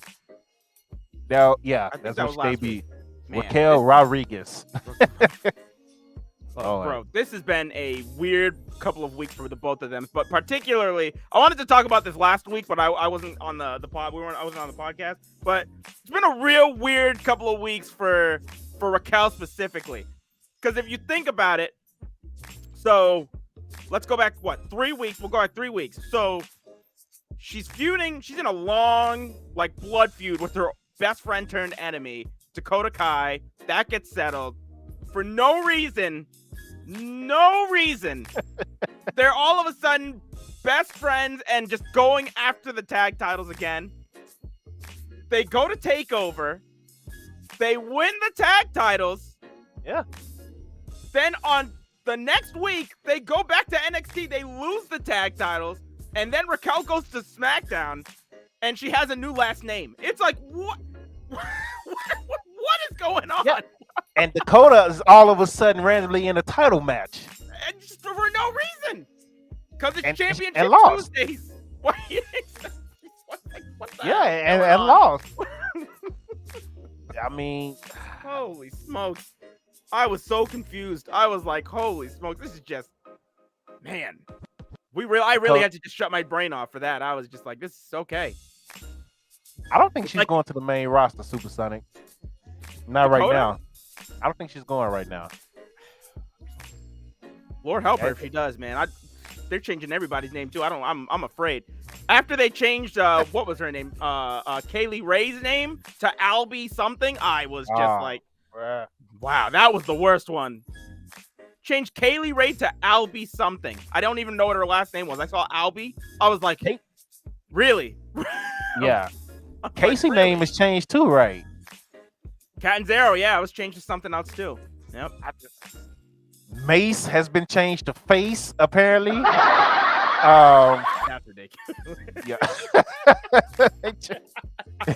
With Eli Drake, aka LA Knight, as his manager. Yeah, everybody's getting a name change. I guess the word is. That's just so weird. I guess the word is they don't want nobody to have their real names anymore, because the thing WWE likes to do is they like to trademark names, and the wrestlers stop saying you can trademark my real name because I want to be able to be me when I leave. So now they just giving everybody, they giving everybody different names. Austin Theory is just Theory now. Just Theory. They said somebody put something on Twitter. They're just like, WWE saw who was it? They saw Joe, somebody else, all these people leave and then use their own names and be successful in other companies, and Vince was just like, nah, I'm good. We're not doing that anymore. I was just like, hey, I mean yep, that's exactly what he's doing. Kyle, Adam, everybody left with their own names. And damn it, they remember them names from the company and they doing something. Nope. Change your name. Austin Theory is Theory now. Angel Garza is just Angel now. I think Garza would have fit better than Angel. But, you know. You know what would have been a good idea for Austin Theory, too? Because what's his name?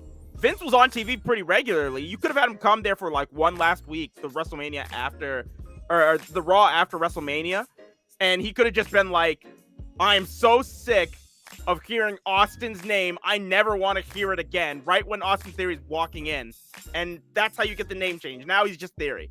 He's not Austin anymore. That would have been so easy. That was a layup. You know, Vince was there too. Vince is always there on Mondays. Like, that's a layup. That's a layup. But they did instead. They're just like, "Nah, your name's Theory now." Yeah. It's like, oh, it's okay. Yeah, just call me Theory now. Why? Like, man, even Austin could have said after dealing with Stone Cold, "I don't want to ever hear Austin." He could have did the same thing. You just said, Yep. But they just they refuse to do it. Walter is getting tired of the fans. Like, get over it. Like, it's funny when Walter gets angry. Once he was like, "Whoa," he even said in the interview, people are gonna complain. He was like, "If my name was Gunther and then we changed it to Walter, they would have complained anyway." And my thing is about that one in particular was, you spent years under the WWE brand as Walter dominating. So we know you as a WWE guy as Walter as well. It's not like you came in as Gunther and then we knew you as Walter for what, 3 years? You was at Survivor Series. You dominated the whole UK scene. Like, you with NXT. Like, we know you as Walter in the WWE scene. Ludwig. What's his name? What's the other guy from not Fabian, but the other guy? Marcel Bartel. He's Ludwig now. Ludwig. Yeah. That's literally the name of my drum set. That's the drum set brand. The exact same spelling and everything. I guarantee you that's the thought that went into it. I guarantee you there was a drum set backstage probably, and they were just like, "All right, this is your new name." Yeah. Like, I can pull my drum up right now. You will see it in print. Ludwig. Like, I just started laughing when I heard that shit. I was like, okay, well, whatever on that. Why they decided to keep Fabian away from the main roster instead of just bringing them all up together, I just don't understand that one. It looks weird too, man. Like, I'm just so used to the 3 of them standing. Even the 4 of them. Back when Alexander Wolf, that's his name. Alexander Wolf was a part of it. But now you just have just 2 of them there, and it's just so weird. Oh, yeah. I don't like it. I don't like it. But and even Pete Dunne too. Like, the Pete Dunne having his name changed to Butch. That one, it's just I think it's the fact too that they're not only changing their names, but they're changing their whole presentation. It's just like these guys were like we've watched them on your product for years at this point now. So they're been established to, and maybe not a majority of your audience, but enough of your audience knows who these people are. And we've seen the character work that they've done. And Pete Dunne was on the new 2.0, so he's reached a larger audience already. For him to just completely go to a new roster and change his name, change his look, act like Scrappy Doo, it's just like, what in the world's going on, man? All Triple H guys, man. They're changing all of them. Mm-hmm. So, moving on, Mandy did retain against Dakota Kai. Joe Gacy, they go back to Joe Gacy, and he's magically pulling the ring out the fire, and it's perfectly fine. The Rick Steiner's Hall of Fame ring. It's perfectly fine. So it's like a Thanos Infinity Stone, right? Yeah, it's just So I mean, I don't have nothing with that, because I was like, whatever. Tony D'Angelo has low-key been getting into it with Legado Fantasma for the past couple of weeks. I don't know what they're trying to do with that, but we'll see. Cora Jade is in the ring. Her no skating self is in the ring. Thank God she didn't come out skating this time. She just walked. And she's talking about, she's just giving a good girl promo. I was young. I dreamed of doing this. I got pictures and yada yada. Natalya music hit, and here comes Natalya, right? And of course, the NXT crowd is going to show love to a vet, especially somebody that's been down there, and somebody you don't expect to see down there, and somebody that's not being used properly on the main roster, kind of like what Dolph Ziggler was. I saw Natalya come out. I was excited because I was like, well, shit, at least we get to see her actually get a chance. I don't want to see her against Cora, but I want to see her, have some matches with some of the women there. Because Natalya, say what you want about Natalya can put on a match with anybody, and they basically use her for debuts for everybody, kind of like they use the Miz, just to get a good solid match and take the L. That's what Natalya and Miz are there for, and maybe Dolph Ziggler every now and then. But she comes, the crowd pops for her. She knows she's about to turn heel, but she couldn't even hold her emotions. She a big ass crybaby. She starts crying. Legit crying in the ring because they're cheering for her. And I'm just sitting there looking at it like, I know she's finna turn heel because no other reason she'll come out. Mm-hmm. So I was just sitting there like, yo, get it together. You out here crying like a baby. Oh my God, thank you guys so much. I know you finna turn heel. Like, get it together. This is probably why you don't get pushed on the main roster, because you can't control your emotions. But of course she turns on Cora. She struggled to get the sharpshooter on. I don't know what was going on with Cora Jade's legs. She just couldn't get them right. I don't know. And then Cora started to turn the wrong way. So Natalya literally had to grab her, like look her dead in the eye and force her the right way. Because the sharpshooter was just about to be put on all wrong, thanks to Cora Jade not knowing how to take the sharpshooter. And then after the sharpshooter, she don't sell an injury at all. She's just looking like, yeah, why you do that? Like, you just got put in her finisher move, and you're just looking like, why you do that? Like, ouch, you hurt my feelings. No, your leg's supposed to be hurt. Something's supposed to be hurt. But any thoughts on that? Yeah, I got a couple thoughts on this. on this. First off, Big Earn said more Gigi. Absolutely. So we'll just start off with that on a positive note. Second, this whole thing was ass. This sucked. Yeah, Cora Jade came down and started a promo, which I was just like, whatever, sure. It'll move the show along. We'll see what she's doing, I guess. And then Natalya came out, and this is where the segment just started to be complete trash for me.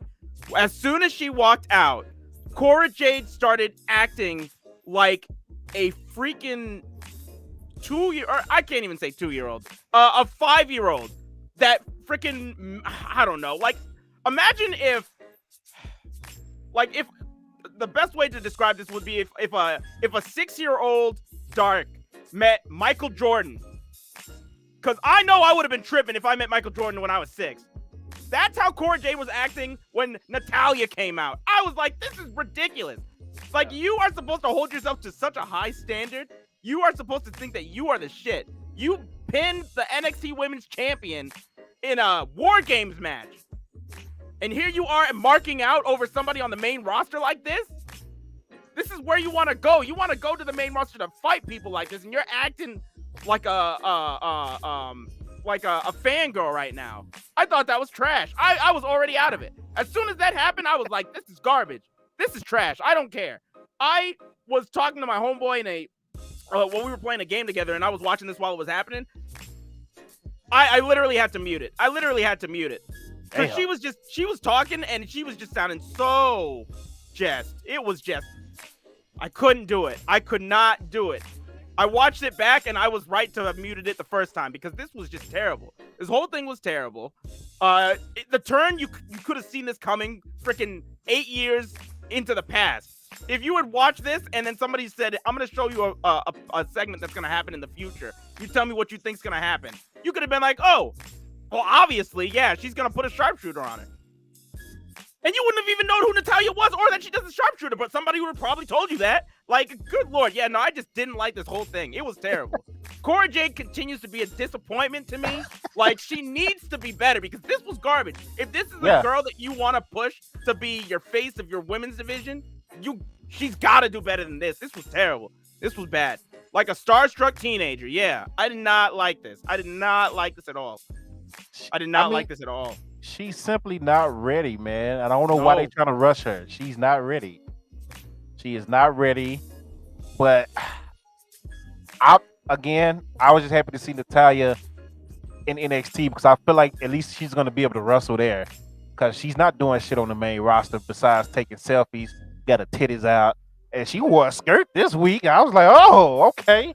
You really trying to you trying to show out this week, and you know the stuff she's posting, the pictures, and even walking in the NXT locker room with the women. The camera was like right there. I was like, okay, this is what we doing on 2.0. We got Lash Legend and Thick Thighs Nikita, and then here we are with Natalia. Yeah, I see what you're doing, Shawn Michaels. You're a little perv. And then next week, Bruce Pritchard and all y'all gonna come out with it too. Oh Lord, that's when NXT gets canceled. That's when. Sign me up for the premium event. Let's go, baby. Let's go. Making the same face TJ Wilson be making when they in there doing that stupid stuff. Oh shoot! But yeah, I didn't like the segment at all either. I just like the fact that Natalya was at NXT because I started, thinking about the possibilities of what she could do. And they're running out of women for Mandy to beat, honestly. Who? Yeah, they're running out of women. I don't know what you do. Who gets the title? Who takes the title from her? Oh, it's got to be Cora. That's the problem. Oh God. That's what they're trying to build up to, but she's not holding her own. So I mean, title run, but they'll do it regardless. They gave it to Braun, but Braun has been doing a really good job with this. I got to give him credit for this. Right. I was very skeptical about Braun, but Braun, for the amount of time that he's had on this platform, he's way ahead of where he should be. So I will give it to Braun.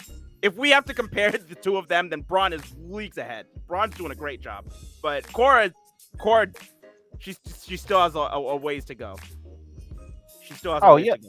Rob, Mandy is doing her thing. That's why I got excited with seeing Natalya, because I'm like, if Mandy can have a run like this, surely Natalya can have a run and put on some matches. Because Mandy is getting better and better. She's a heel, but the crowd is steady cheering more and more for Mandy. Like, yeah, I'm good with the whole toxic attraction thing that they got going on right now. I don't have no problems with it. I have no problems with what they're doing. Mandy has beaten everybody. So unless somebody in toxic attraction turns on her, which I don't see that happening because toxic attraction is over right now in NXT. So I don't know what they're gonna do. Casey and Kaden are stuck in a tag team. So you could probably use one of them, maybe. Dakota Kai, she just had another shot and lost again. Like, she don't need no more title shots.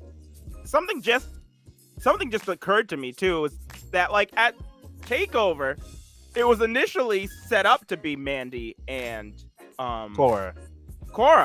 Yeah. Until they did that bullshit with the tag title thing. I think they probably pulled that off at the last second. They did.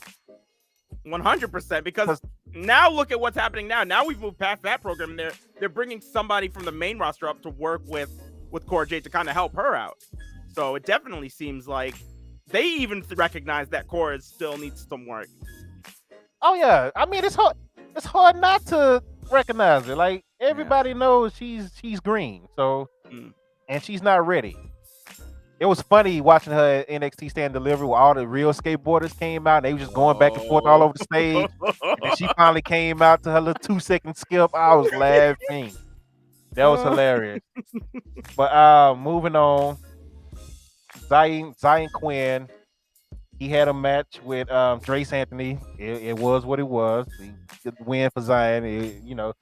Just a filler, basically.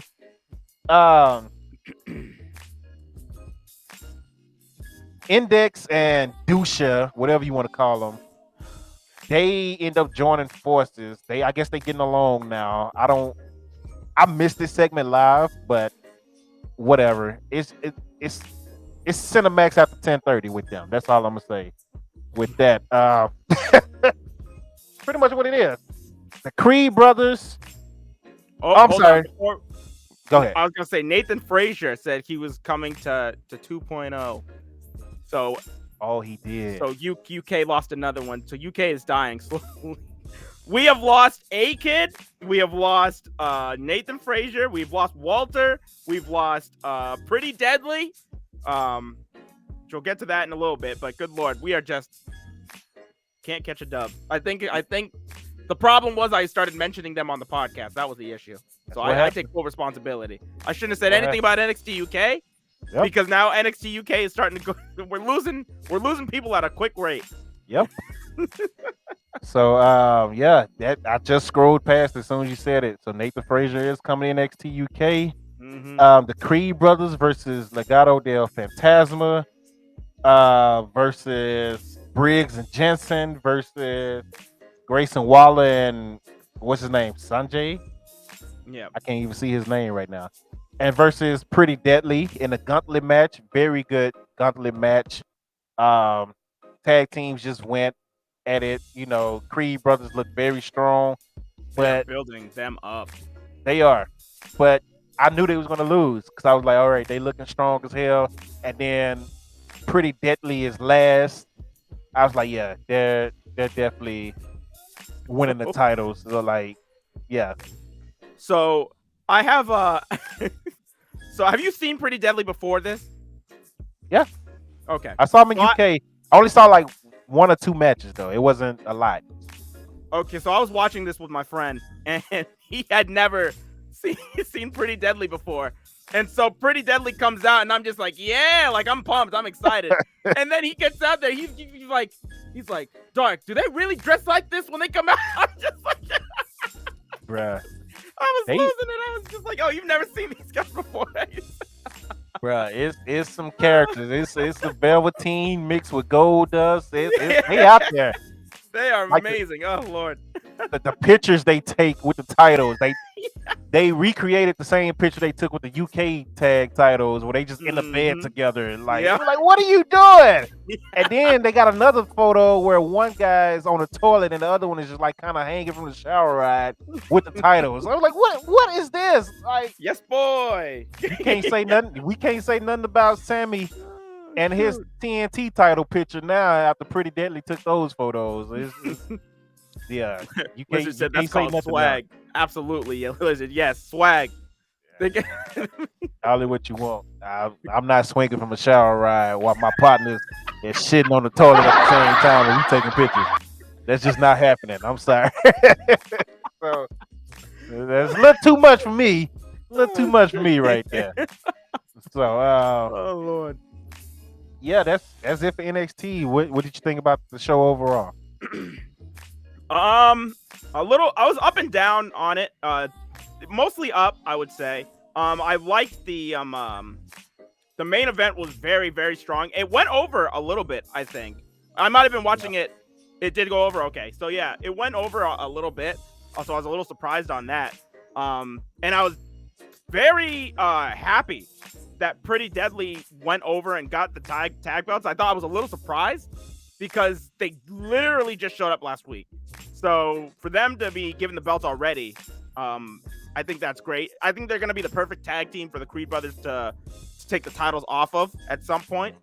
Because these guys are great heels. If you've never seen them in NXT UK, they are really, really great heels and a fantastic tag team. So I think the Creed brothers and Pretty Deadly will have a really good tag match.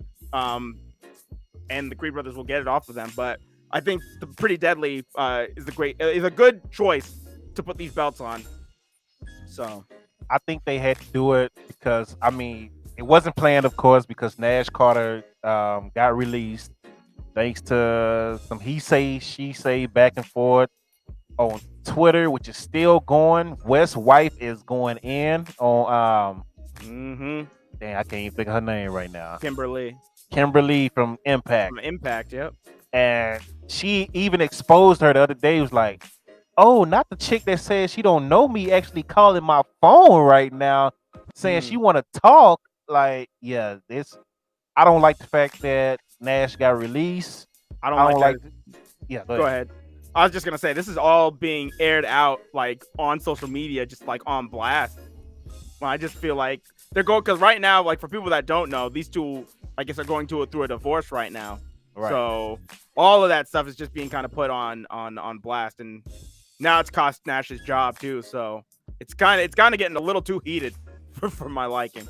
And Wes gets caught up in the BS. Just won a title, and now you probably won't see him for a while because now they got to figure out what they gonna do with him. Yeah. Again, it's no What's up, Kirkin? It's on YouTube. It's no cruiserweight title for him to go after. Like he's gonna get lost in the shuffle unless they decide to turn him and put him in the group with Carmelo Hayes and Trick. I think he can fit with them, possibly. But something. I mean, that'll actually be a dope stable right there. So The three of them together, absolutely. yeah, but you know, we'll see. I feel bad for Wes, and Kimberly is. It's just I don't like how she did it, the way she did it, when she did it, and then the picture that she posted, the original photo. I was looking like I was like, what happened again? Like I was confused. Honestly, I was okay. Then I read the caption. She like, hey, this is my lip busted. I was looking. I'm like, hey, it looked like you just like a regular match.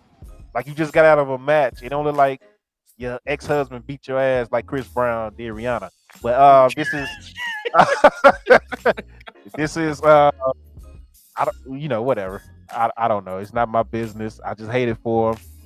I really hate it for him. And Nash has been staying at West House with Wes and his wife for the last year. So yeah, I just hate it. So NXT was a pretty good it was entertaining for different reasons. It was funny. It had some good matches. It had some meh. But overall, it was good. I appreciate what 2.0 is trying to do. They're doing, they're getting better. They're getting better. Like it's enough for me to actually want to watch every week now. I'm like, all right, I'm gonna see something crazy. I know I'm gonna see something crazy. So shout out to that. Rob, that's been announced, bro. Where you been at? Rob swear he came in with breaking news. Rob swear he came in with breaking news. Yeah, everybody give a shout out to Rob for the breaking news that was broke last week. Let's go, Rob. Let's go, Rob. Oh shoot. But yeah, that's it for me. Let's go ahead and get into some AEW. All right, going to Dynamite. From the Uno Lakefront Arena in New Orleans, Louisiana. First match on the card was CM Punk against Penta Asquero with Alex Abrahantes. There was a very scary part in the match where it looked like Punk and Penta were both on the top rope. I think Punk was going for a what was it? Like a leg scissors off the top or something like that. But he slipped. And what are you gonna say? I couldn't tell if he was trying to do a leg scissors or he was gonna go for a Spanish fly, the way he bounced off the rope. Oh, okay. Because to me it looked like a leg scissors, but it could have been a Spanish fly. Because the way he went from the corner to the rope, it's just like his foot slipped, and he's supposed to land on the rope. So, but yeah, he landed nasty on his knee. He went to jump off the rope and just slipped, and you just saw him buckle and just stay on the ground for a while. It was very scary. Bryce Remsburg just like told Penta to stay away and just checked on them, but they continued checked on Punk, but they continued the match, and Punk ends up winning after Penta goes for a springboard crossbody, but Punk catches him midair into the GTS for the W. So they were able to pick it up and end it on a good note. It was a pretty good match, but a very, very, very scary spot towards the beginning. What did you think of the match, Dope? It was a good match. I mean, it's Penta versus CM Punk. I don't expect nothing other than a good match, honestly, from those two. As soon as I saw that spot, the first thing I thought of, oh, yep, this is going to be on the internet. You know what accounts this is going to be on. It's apparently another guy, or maybe he's using the personal page now. I don't know. Because it's not called like AEW Botch. It's another. It's like a real person's name, but AEW Botch is always retweeting and yada yada. So I'm like, maybe this guy's using the personal page now and just retweeting everything. But as soon as it happened, that's the first thing I thought of. Oh man, they about to use this and just use it. But it was a good match. there was a so I after I saw this match, I was listening to another podcast and they brought up something interesting that Pentagon is actually above CM Punk in the top 5 list. So I was thinking, because they brought up the fact the rest of the people in the top 5 list were, so right now it's CM Punk at the bottom, then Pentagon, Frankie Kazarian, Sammy Guevara, and then Adam Cole. So I was thinking, what if this is just kind of the start of CM Punk working his way up the top 5 list in order to get to Hangman at Double or Nothing? Wait, so Penta was above CM Punk? Penta was above CM Punk. CM Punk has 1 loss to MJF, and Penta is 5-0 this year, right? Because they switched, they start over this year. This year, yep. I don't know. It just felt like I haven't seen enough of Penta to put him ahead of CM Punk. But I mean, if that's the story they want to tell, then that's fine.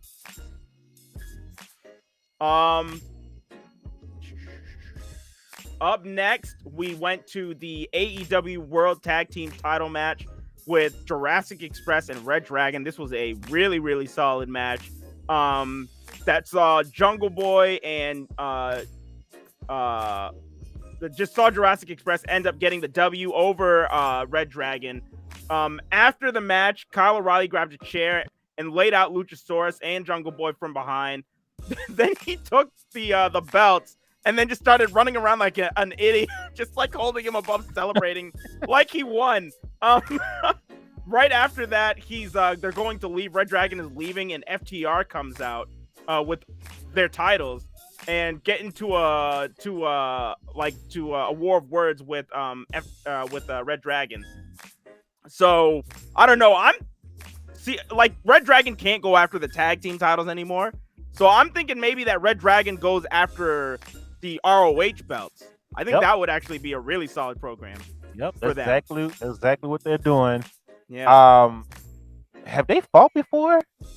The Revival. Let me just say the WWE names. Yeah, because that's Yep.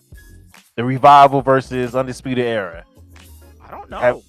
Have they ever had a match before? I don't remember ever seeing. FTR was gone by the time Red Dragon came to NXT. So I don't think they would have ever crossed paths. Okay. Because Red Dragon, the Undisputed Era always stayed on NXT. They never went to the main roster, so they never would have met each other. So this would have been, this will be a first time. So this match will be a banger, yeah. After this, we go backstage, and we've got Tony Storm and Jamie Hayter just going back and forth again. They said this match is going to be I believe it's going to be a qualifier for the Owen Hart tournament. I'm super excited to see these two girls go at it because this match is going to be great. Both of these girls have worked for Stardom in the past. They have worked in the UK. This match is going to be great. He said, good Lord. Good Lord, Big Earn over there. Listen, I agree. They need to bring those ROH 6-man titles to AEW. AEW needs a 6-man. What other company would you be saying that for, too? Like, this is the one company where I watch it every week, and I'm just like, why are these belts not here yet? You said Battle of the Dynamite? This man, bro. Somebody get him some water, please. This man is horny on Easter. He rolls. Yeah, Dynamite rising up, too. This man here's a trip, man. Shit. Oh, man. So after this, we've got MJF versus Shawn Dean. Shawn Dean is 2-0 against members of the Pinnacle. He has beaten MJF in the past, beaten Shawn Spears last week. Now this is the long-awaited rematch. The beginning of the match is about to start. MJF is in the ring. He's saying that he's having trouble taking off of his jacket. He ends up just attacking Shawn Dean. It was all a trick. He takes off the jacket. There's no problem. So the match is going on, and all of a sudden we just see video footage on the Tron backstage. Security guards just dead on the ground. MJF is just like, what's going on and what's happening? We go. So he gets back into his match. He gets onto the floor at some point, and he's right. He's cheering. He's like, he has his fist up in celebration from kicking Dean's ass. He's not paying attention to a security officer that's standing behind him wearing a mask. The security officer takes his mask off, and it's Wardlow, and the crowd goes freaking crazy. MJF realizes what's happening. He turns around, and Wardlow just chases this man. At one point, MJF slid into the ring and back out to the other side, and I'm like, you got to go and watch this. Wardlow just gets into the ring and just swims after MJF. It is just the funniest thing. MJF is all the way at the top of the ramp at this point. He's sending out just an army of security to come out to face Wardlow. At first, Wardlow's taking out a bunch of them, but at this point, there's like, I don't know how to explain. It's a wave. It's just basically a wave. There's just so much security. Wardlow's right on the other side, and Sean Dean is in the ring. Remsburg is in the ring, and Remsburg starts counting. So Remsburg gets to a count of 9. MJF can't get into the ring because of all the security and Wardlow there. So he gets a microphone, and he's just like, whatever Tony Khan is paying you, Bryce, I will triple it. And Right. Bryce Remsburg thinks for a second, and then he's just like, nah, and he counts to 10. And MJF loses to Sean Dean a second time by countout. I thought this was such a clever way to use the countout finish that I haven't seen in a long time. I loved this match. Yeah, very creative. I love everything they're doing with Wardlow and MJF right now. Yeah. This guy, when he finally gets his man, I'm like, we've been saying it. When he finally gets his hands on MJF, they might need to just put him in a cage from jump. First match, cage match. Like, 'cause the crowd is gonna go ape shit once he gets his hands on MJF. Oh with yeah. Nobody else around to stop him. Like, I can't wait, man. Like, they've been building the hell out of this, and Wardlow is a freaking monster that they're building. The crowd is, when he got there, he was standing in the crowd. It was a fan right beside him, kind of in front of him, that didn't even realize that it was Wardlow right there. Yeah, And yeah, I then know when you're he right. finally turned around, he's like, he just went crazy. Man, the crowd is going crazy for that guy, man. It's ridiculous, man. So I can't wait to see it. I can't wait to see it. I don't know when they're gonna do it or how long it's gonna take. Honestly, the way they're building it up, I don't mind if it takes months. Honestly, the way they're building it up, because it's entertaining as hell the way they're doing it. And if it takes months to happen, I'm fine with it. Normally, I'd be like, all right, let's get it over with. If it takes months for it to happen, though, with this, I'm good. It's entertaining as hell. Keep doing your thing, MJF and Wardlow. I love it. It's really good. It's really good. Up next, we had Oh, hold on. One more thing. That storyline is so good right now.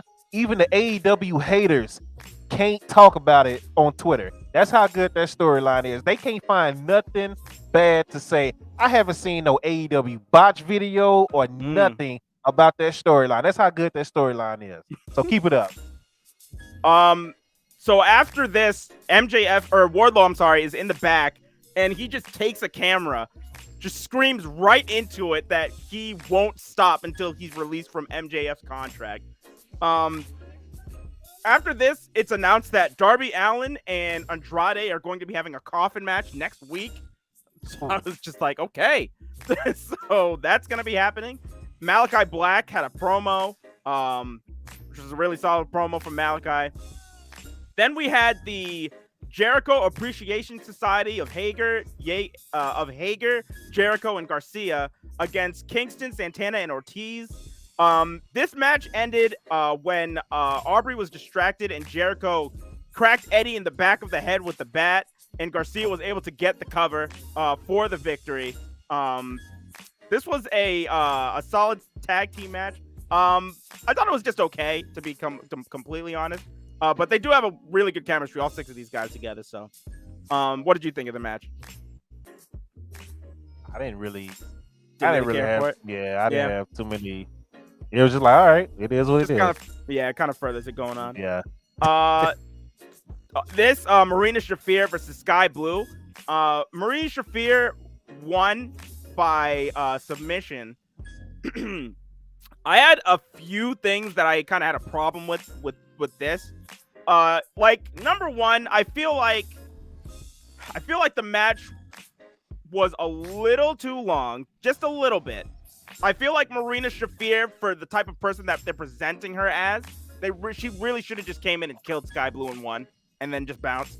The second thing I had a problem was it just, I felt like they were putting she wasn't the priority. Marina Shafir wasn't the priority in this match. You also were, when this match happened, the match started with Marina Shafir, but then we were cutting to the back to go on Jade Cargill and her manager. Then we were cutting to the baddie section, getting all the shots of the baddies in the group. It's just like Marina Shafir was kind of secondary to just a whole litany of things that were going on. So I just wish that this focused more so on Marina Shafir, because this was her debut, and you're gonna have her challenge. You're gonna have her challenge Jade on Rampage next week. So I really think they should have just pushed that more than what they did on this show. So, and that's crazy early that they have her coming in challenging Jade already. Off of one match, unless you want to count like the stuff she's done in Dark. Yeah, Dark, which I mean, I don't necessarily count that. I count that as Lord, here goes Dynamite. I count Dark like I count Main Event. Like, yeah, it might have happened, but it never happened. So that's like the whole Ricochet Ali thing. Yeah, that was a dope feud, but as far as I'm concerned, it never happened. WWE never talked about it. Yes, sir. Sky Blue. So, hey, but yeah, the baddie section, which I wasn't complaining about. Kiera Hogan's in the baddie section, so I wasn't tripping on the camera putting it over there. But what? Answer this: why is Red Velvet all of a sudden cool with Jade? That was, I don't know. I honestly didn't know what. I thought the baddie section was supposed to be just a section of kind of random women, women that like Jade knows or something. But yeah, like I don't know. This week we saw like what and. Listen, like I'm all for it because I love Kiera Hogan, and we've barely seen her since she signed with AEW. So it was cool seeing her on TV, but at the same time, I'm just like, yeah, the Red Velvet thing was more off-putting though. You are right, because that made no sense. These guys were literally like in real life, just talking shit about each other. So. Yeah, yeah. She just all of a sudden in the baddie section, and I was like, listen, because she's bad so far. I can't. I was just like, what's going on with that? Because she was like one of the first ones in the camera from the angle that they showed. Kiera Hogan was on one side, she was right on the other side, and then they had the random women in the middle. The match got a little sloppy, but it was one point. It was like near the end where everybody was complaining about. I understand it was sloppy and it should have been a little cleaner, but I honestly did not have a problem with the struggle that they had for her to get that submission on and finish the match, because it looked like a real fight. It looked like a real struggle at that point, and she just overpowered the Sky Blue and was like, "No, you're gonna get submitted. You're gonna tap out." So I understand it wasn't clean and it was sloppy. I understand that. I get it, especially with a debut, and she got a title match next week. But to me, that's how I looked at it. I decided to look at it as, oh, they had a real struggle, a real fight. Sky Blue lost at that moment in time. So it didn't bother me as much as it seemed to bother everybody else on Twitter and social media and yada yada. So whatever. I don't care for their matchup. I can tell you that off of that match. I don't care to see Jade versus what's her name? Marina. Yeah. Yeah, I don't care to see it. I think it's gonna be a sloppy match. So yeah, it's gonna be interesting. Because Jade is getting better. But at this she still needs like somebody that will help her. And I really do want to give Jade, because I was one of the biggest Jade detractors at the beginning of this. When they gave her the title, I was just like, no, you shouldn't have done that. She's definitely come into her own. She has done a really, really good job making this title legitimate. Like she is, I'd say I was proven wrong. Jade was the right choice in this. She still does need work though, so that would be the only concern that I have, like you, Dope. But I do need to give Jade her flowers because she has done a really good job putting legitimacy into this title reign. And see, I said the same thing about Lash Legend going up against Nikita Lyons a couple of weeks ago. I was like, that's going to be a train wreck, and it turned out to be a pretty solid match. So hopefully it'll be the same thing with this. It's just, you know, I don't know. I felt like Marina. I thought Marina was better than what she showed. Because when she was in NXT, not getting her run after they broke her up with Shayna and the other girl, I was like, yo, Marina was good. What happened? That was a good faction that they had, and Marina was showing a lot of good stuff, and then they just stopped using her. And I was like, nah, she was talented, but maybe I was overhyping her off of what I saw this past Wednesday. So we'll see. We'll see. Oh, Marina. No, Marina's good. Marina's good. For this what you saw on Dynamite wasn't great. But yeah, like Wizard said, she was in Bloodsport. And she did a really good job. Not this year, but the year before, when that was the year that she had gotten released from NXT, and she went to GCW to do that show. She was really, really solid in that, and she has had good performances on Dark. I just think that the way that they presented her on Dynamite this week was just really odd, and I wasn't really a fan. I don't think that this did a good job, and I think I'm proven right because now we have like people like you that haven't watched all of those other things. This is their first time seeing it. This is your first time seeing it, and this is how you came away from it. So it's like, yeah. Next match we had was Team Taz, Ricky Starks, and Powerhouse Hobbs against Swerve, Strickland, and Keith Lee.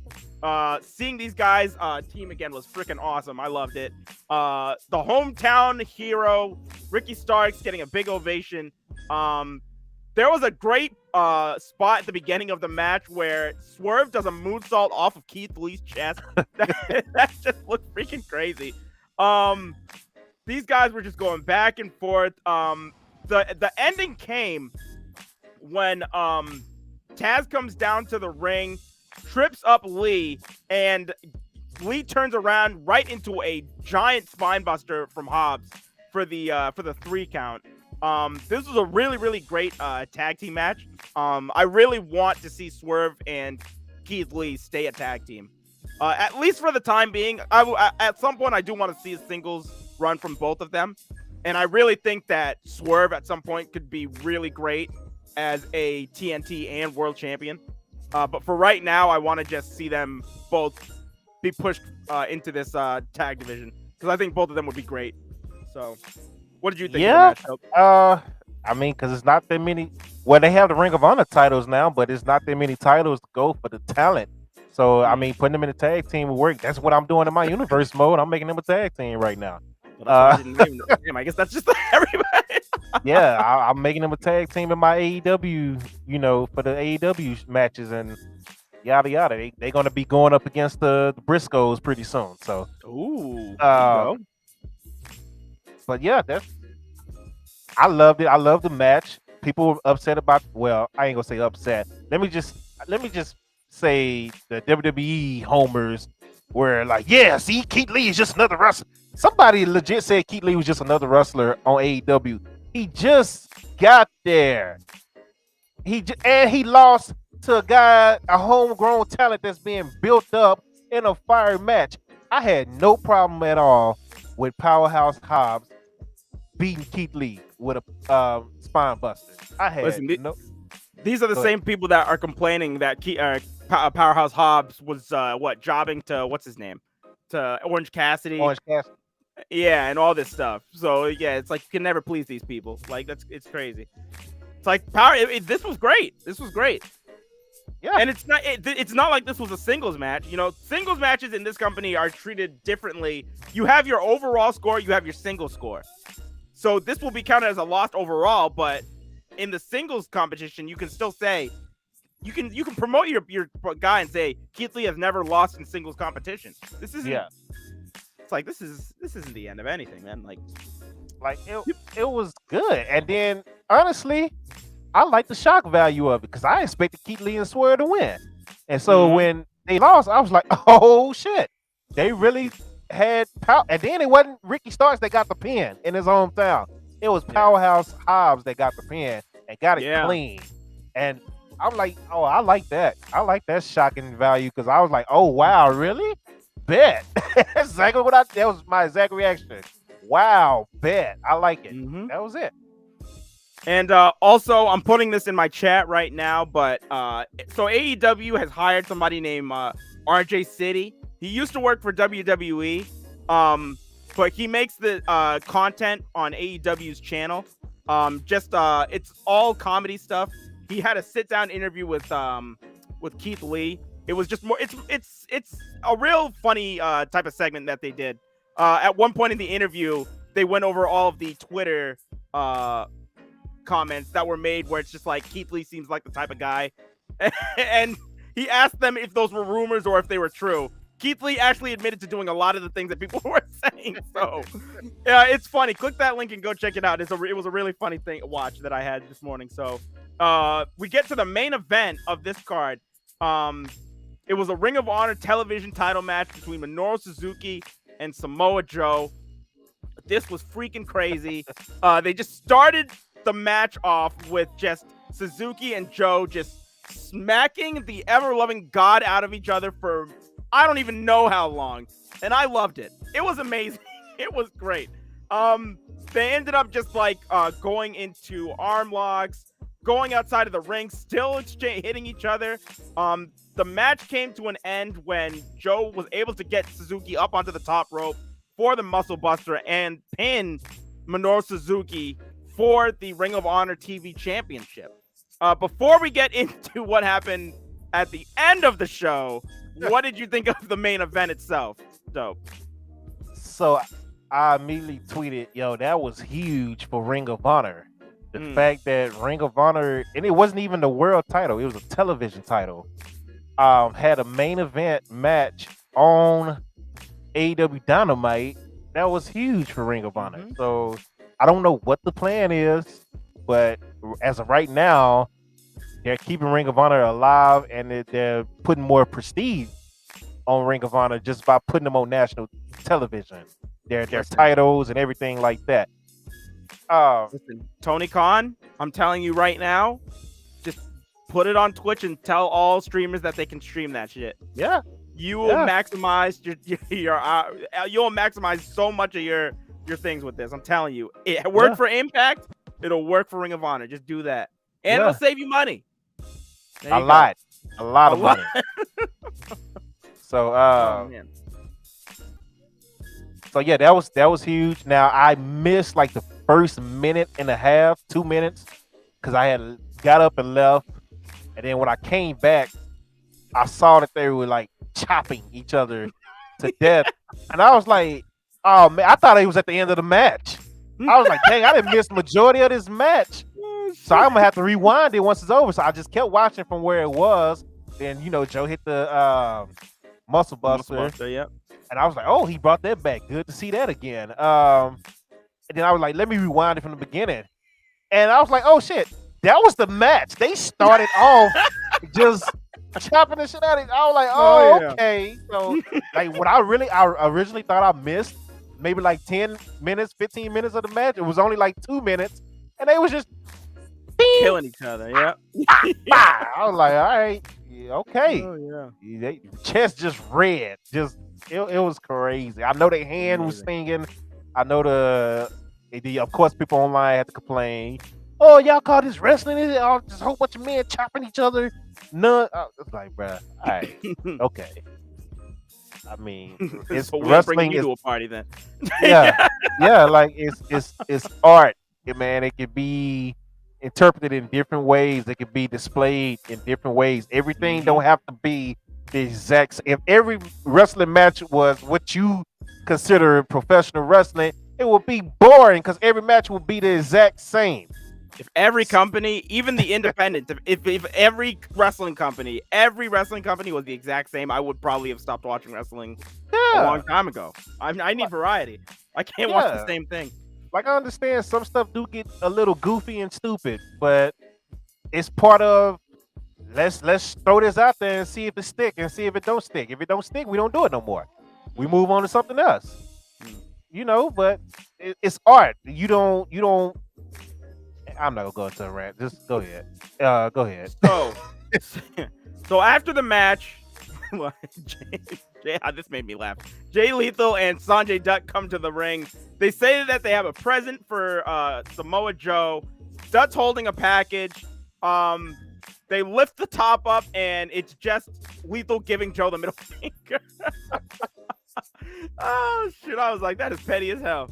So after that happens, the lights go off. They like, and I'm like, oh shit! Like something's about to go down, and all of a sudden, this tall ass guy, former Maverick, appears from, former Maverick, Satnam Singh, is just standing behind Samoa Joe and just lays him out. This was pretty much the ending. You know, I think he was laid out with the what was it? The lethal injection. Yeah. And that was the end of Dynamite. I was confused.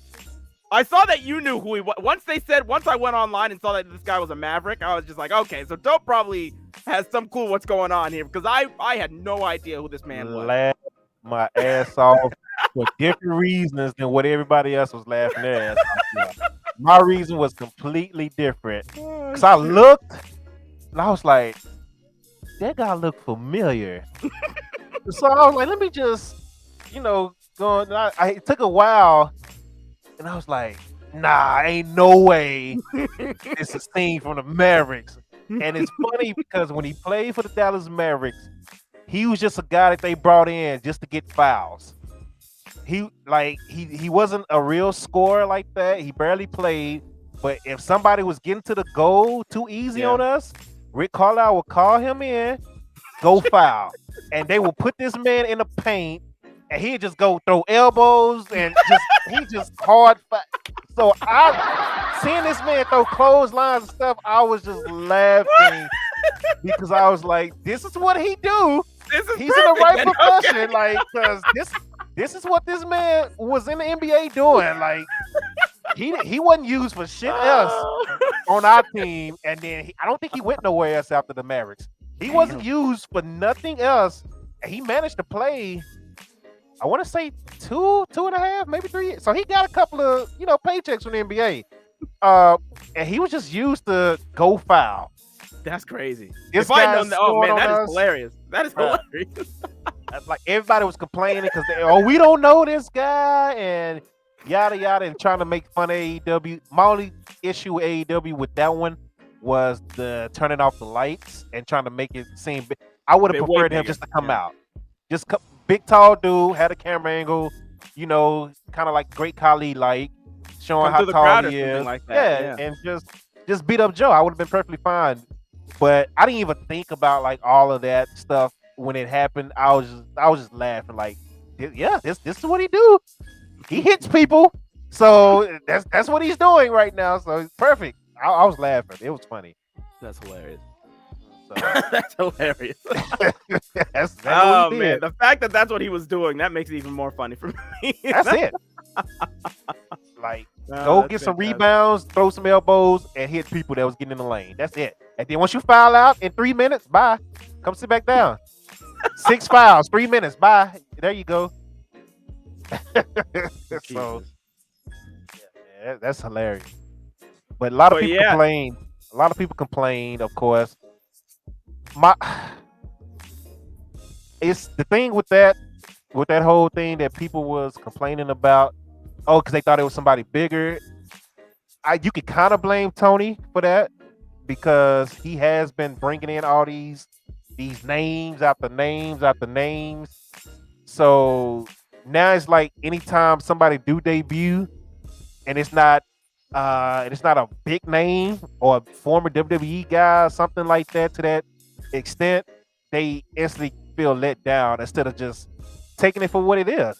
It's like this is a new guy that's about to be their homegrown talent, and they debuting a new guy. Like everything don't have to be a big name from somewhere else, but that's AEW fans are programmed right now to think that anytime the lights go out or somebody debut, it's a big name. So now when it's just it's good for TK to do that, but it's also starting to catch up with him because now when he wants to bring somebody new in, it's like, who is this? This is some BS. You know what I'm saying? So, well, he said that it wasn't a good idea, but he said it also wasn't his idea. So I don't know how much of that was true.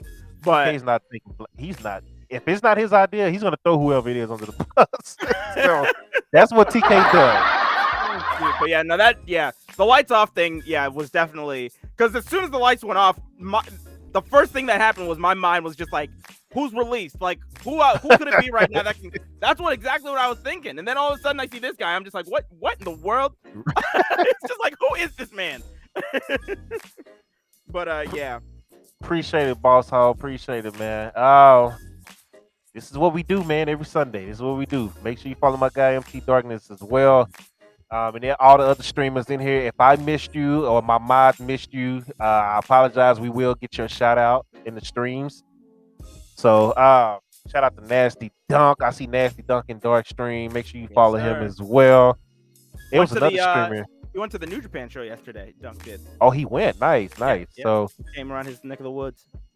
Okay, bet. That's dope. So yeah, it's a good thing that Tony gives us all these surprises, but it's also starting to be a bad thing for him because now they're not even giving anybody a fair chance if they're not an ex-WWE guy or ex-TNA guy or whatever, yada yada, or a Ring of Honor guy or something like that. So I don't think this guy's gonna get a fair chance because the crowd has already shitted on him.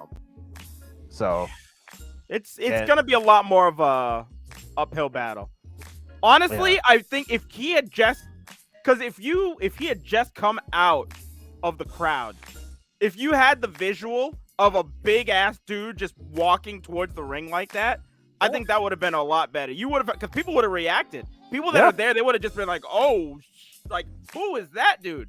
Like I think that would have been a way better idea than the lights off, lights on thing. I think, I honestly do believe that should be reserved for just like special, like something guaranteed, special.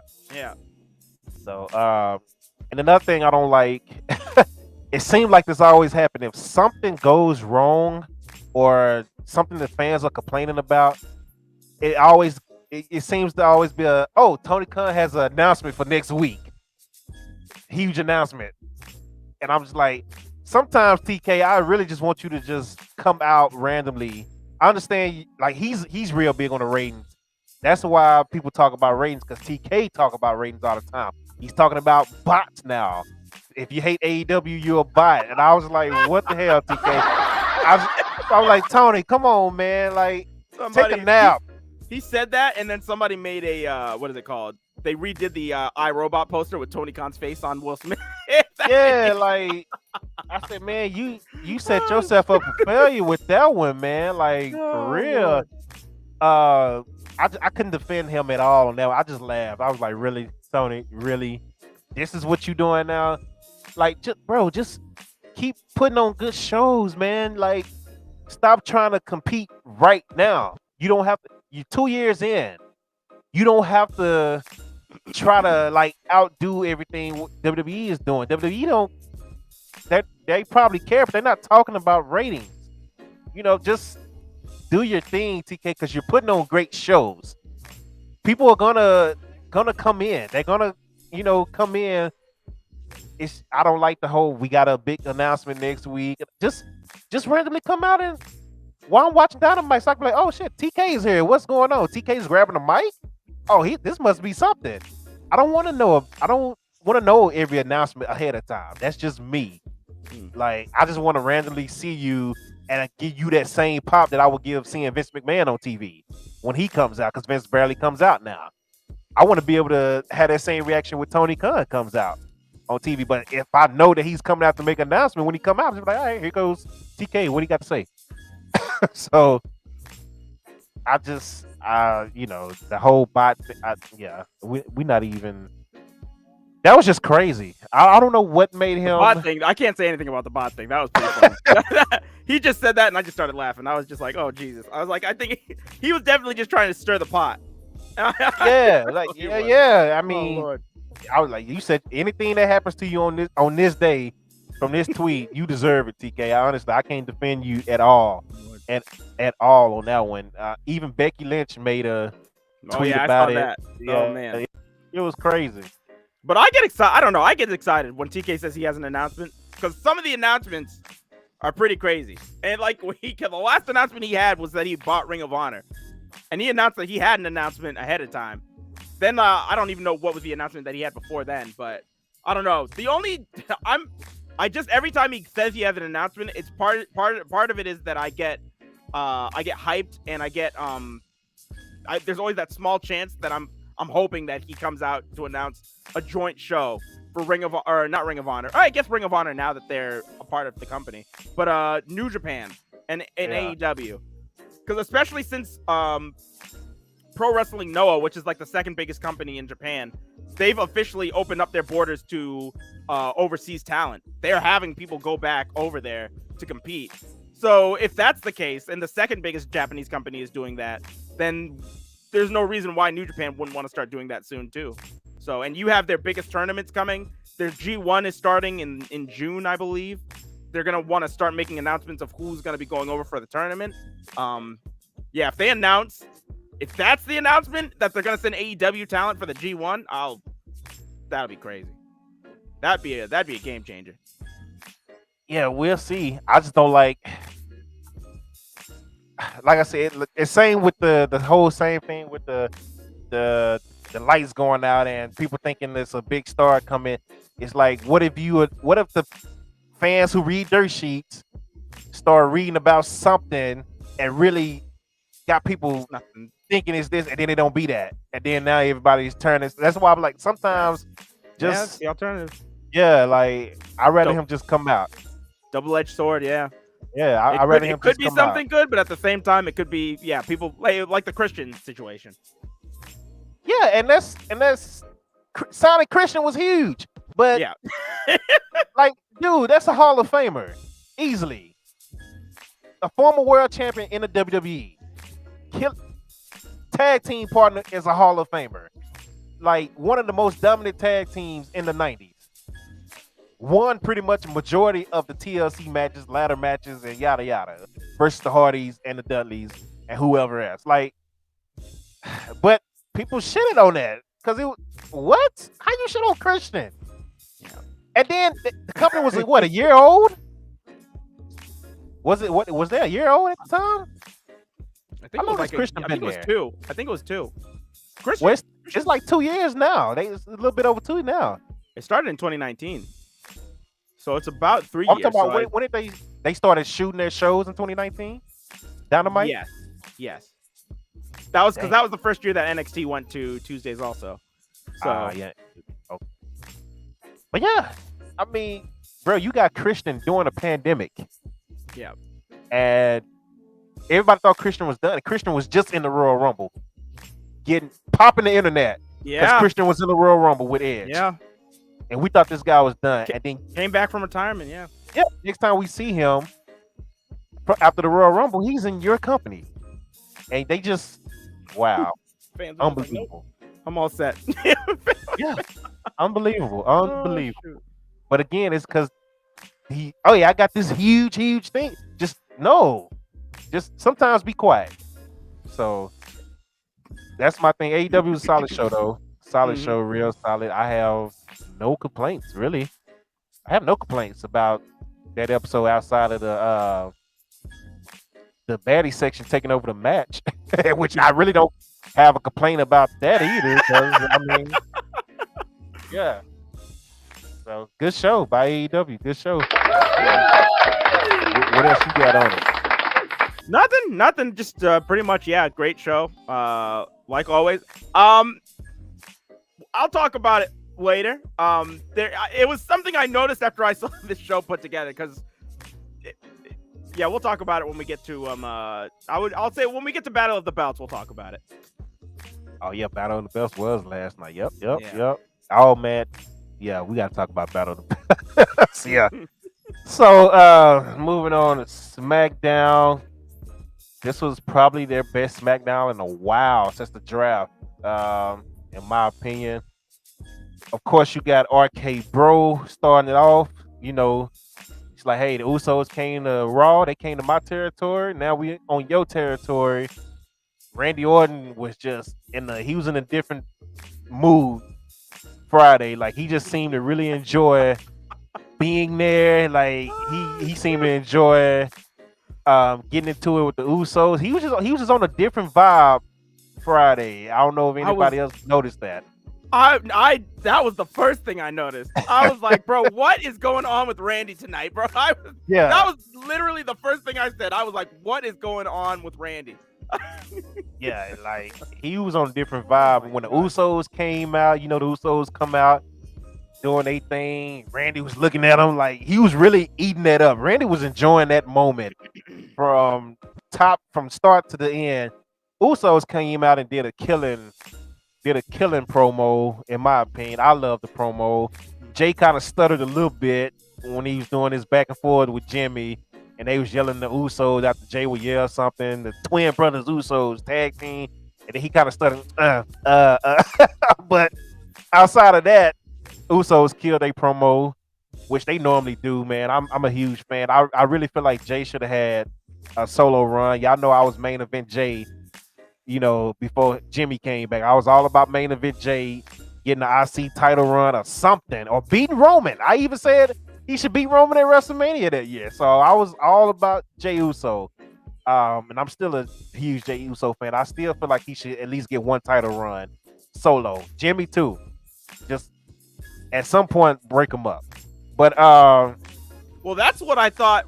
So last week when Roman was giving his promo, initially I thought he was gonna tell them to go after the Intercontinental and the US title. I was just like, because that's how it seemed like he was setting them up. He's just like, because he started talking to Jimmy. He's just like, Jimmy, when I got you in here, I told you that I was going to set you up for better things. And I was just like, oh, this is interesting. And then he's just like, go get the other tag title. Yeah, like, oh, well, I was like, okay.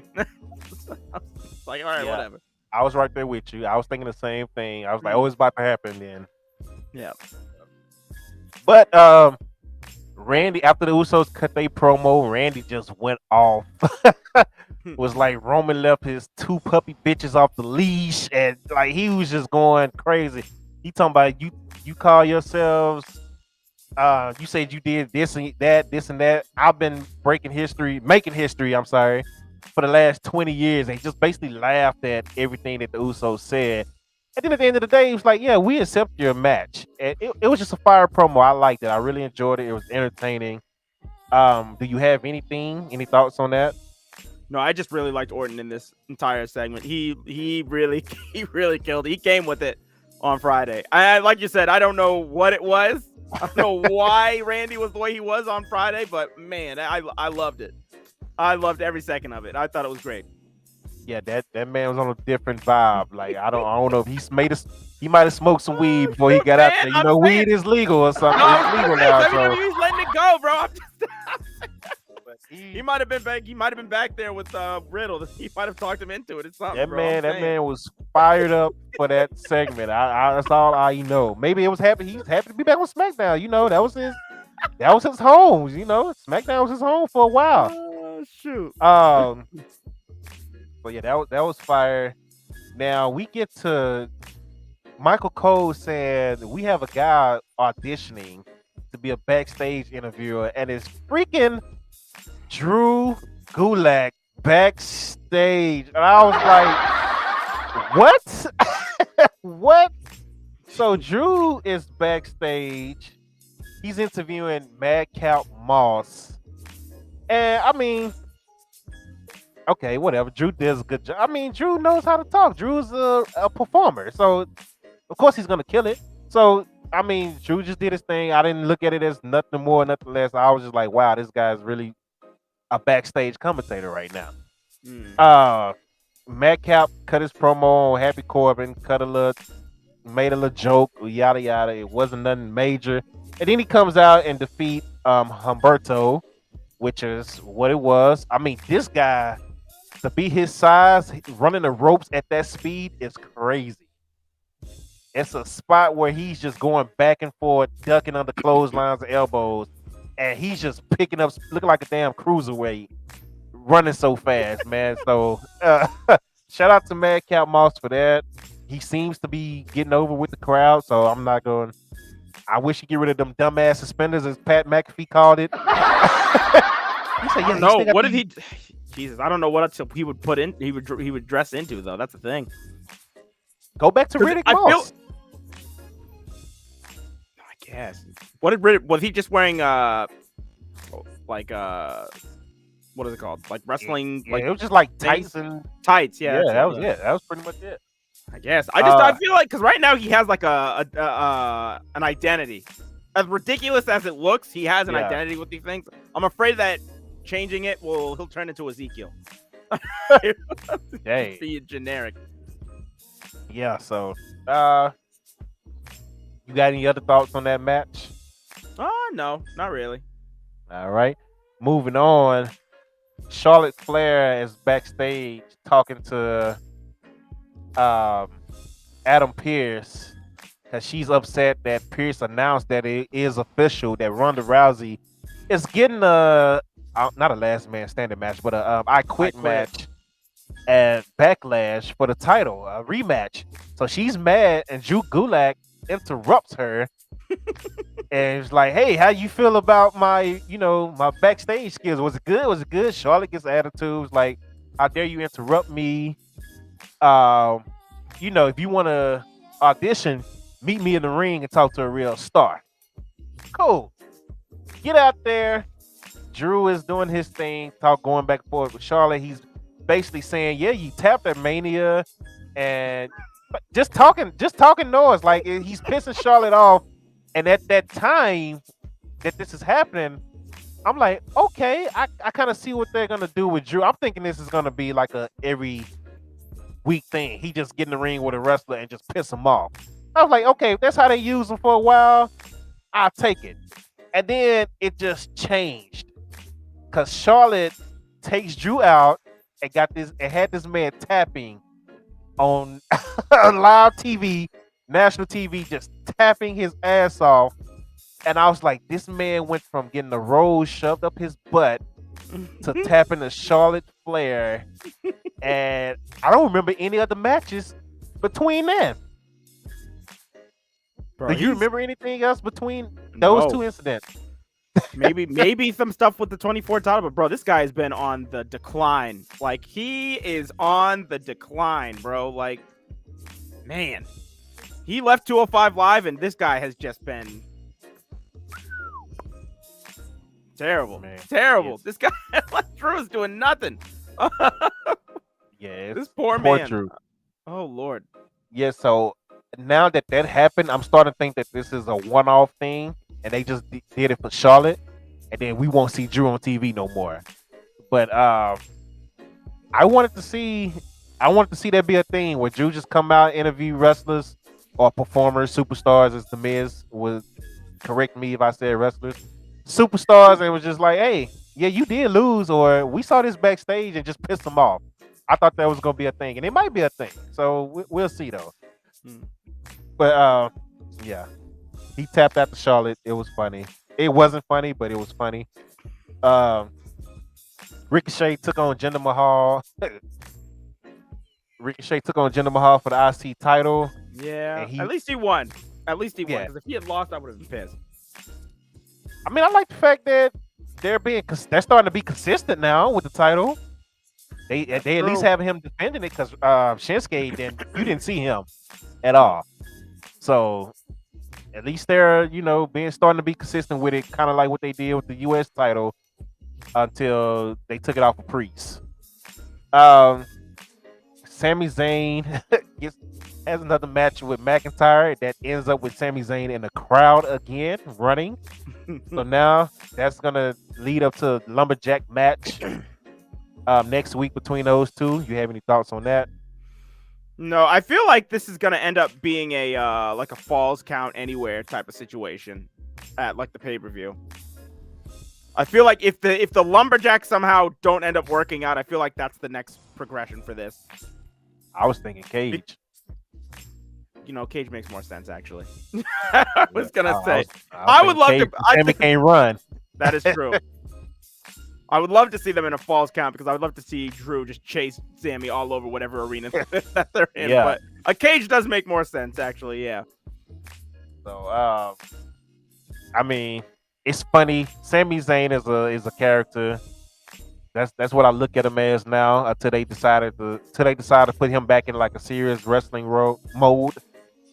I'm gonna just look at him as the character that he is right now. He's a chicken shit heel that runs and cut funny promos on guys. I'm gonna take it for what it is. He seems to really enjoy it. Hey, do your thing. The story of Lacey Evans with the background look like she's about to join the Nightmare family and Cody Rhodes. That's the first thing I noticed when I saw that. I was like, oh man, Cody didn't went out there and started scouting already. We got Lacey Evans on the team. She's telling her real life stories now. I have mixed reactions to that. Are you what's the word? Does it make you uncomfortable? Like kind of a little bit, but for multiple reasons. I don't know if I want to get into those reasons or not. It's like when she started talking about the army and the patriotic stuff, and then all of a sudden that's when everybody just starts clapping. I'm looking at it from a different lens. My skin color is a little different. I look at all that stuff a little differently from everybody. I'm like, but they trying so hard to get her over it, and that's the way that you'll get that crowd with that. You just start talking about patriotic stuff, showing her as a cop and all that stuff. Yeah, whatever. It's also like they went from such an extreme, literally the last time she was on TV, she was Ric Flair's like baby mama, basically. Yeah. And so now we're going from that to they're just like, we're bringing her back on TV. Forget all of that, guys. She's just straight up mom, Marine, everything. It's just like, which she's always been, and she low-key mentioned it anyway. But they changing the character. She looks great. I will say that she looks great. So especially just to have another kid, she looks very great. So hey, good shout out to Lacey Evans. It's just like the whole crying and my daddy did this, and like how many more weeks do we have of this? Honestly, I thought last week was enough. I'm not even saying that disrespectfully. I honestly, I thought that they did a pretty good job doing what they were doing last week, and then it ended with them saying the story of Lacey Evans will continue next week, and I'm just like, what else is that to say? Like, she literally went over her whole life. Everything. She wrapped it up in a bow at the end, and now you're just saying it continues. I'm like, what? Yeah. I was like, okay, shoot. You know what's gonna happen? She's gonna stand there under that same Cody Nightmare Family looking logo, and you're gonna hear, who the hell said this is open mic night, bitch? And then here comes Brandy out of nowhere, and that's your first feud right there. Let's go, baby. Let's go. That's what we got. Oh man, if that happens, I'm all for it. Absolutely. Oh man, I'm gonna laugh so hard. I don't think it's gonna happen, but that would be hilarious. That would be hilarious if that happened. Shoot. But nah, I'm over it. 2 weeks was enough. She told a lot in those 2 weeks. So yeah, you might be American Bar, but I'm exactly Lizard. Yes, that's bruh. Oh my god. They say she's been working on her self promo, so she's not gonna be scripted whenever she do come in. So we'll see how that goes. Oh Lord. I skipped something. Raquel Rodriguez, aka Raquel Gonzalez. Let's paint this for how it showed up on TV. Natalia is watching Lacey Evans, and Shayna is just kind of in the background, just messing with clothes, and like just literally just playing with clothes and tossing them around. Like, who clothes are these? Who will wear this? And Natty is literally talking noise about the new girls that's coming in to SmackDown, and come to find out, Raquel is just sitting there the whole time. And I'm like, you literally inches away from each other, and she's just sitting there like. Natty is just talking and Shayna is throwing her clothes around like they're not just right there. Like she's not right there. And then she just stands up and smiles and introduces herself. Hey, yeah, I'm Raquel Rodriguez. What? Your clothes are being thrown by Shayna Baszler all around the locker room. Natty's literally talking shit about you and Lacey. And what the hell is Xia Li, by the way? She's protecting her family. They've been kidnapped. Yeah. Shotzi and Xia Li, where are they? Boss Hog, thanks for following. I appreciate it, man. So, but yeah, we got two new. Well, Lacey's not new, but she's returning. But Gonzalez Rodriguez, I should say, is new. But we had a debut with Xia, who had a cool interest and everything, and they just disappeared. She disappeared. Where's Aaliyah? Where is Aaliyah? That's a good question. That's what I'm saying. Like, they're saying WWE don't have women. They got women. They're just not being used. Yeah, like you forget that they there. Once you make it from what is it called? NXT. That's it. That is your ceiling. Then you get held there for the live shows. That's it. That's when you'll see these people. If you go to the live shows, that's it. I mean, because it's crazy. It's crazy. I say this about like WWE like all the time. It's just like we shouldn't be seeing the same programs consistently. Not even every month. It's just like every year. Yeah. Like how we just saw Roman and Brock headline a Mania again. Like you in this time frame from last year's Mania to this year's Mania, you could have taken several of the new talent. Finn Balor had a killer run in NXT, came up to the main roster, brand new character, ready-made for you. Why is he not in the main event picture right now? I guarantee you, if that was built up correctly, Finn Balor against Roman would have been God level. That would have been a great main event WrestleMania program. But they didn't want to do it. Instead, we had God shoot down the demon. Yeah. And have Roman retain the title. That was it. But it's just like, goodness gracious. Like, they have a lot of talent, but they would rather use the same. They're comfortable. Vince is comfortable using the same chess pieces and not trying to go outside of the box and use something different. That's what it is. And yeah, I just don't understand it. It's annoying. It's annoying. It's lazy. Like I said, we might have to change it to the lazy booking podcast. Because that's we say that it seems like we say it every week about something. It's lazy booking. Yeah. So Sheamus and Pete Dunne, aka Butch, and Ridge Holland are backstage doing a promo, and Butch is he's like a freaking untrained pit bull, which when he first debuted as Butch, I hated it. I still hate the name. I hate that he's wearing these clothes.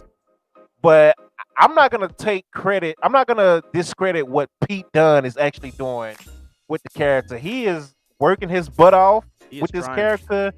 And honestly, I'm starting to get more entertained by this guy with the way that he's just off the leash. He's fighting his own people because he lost a match.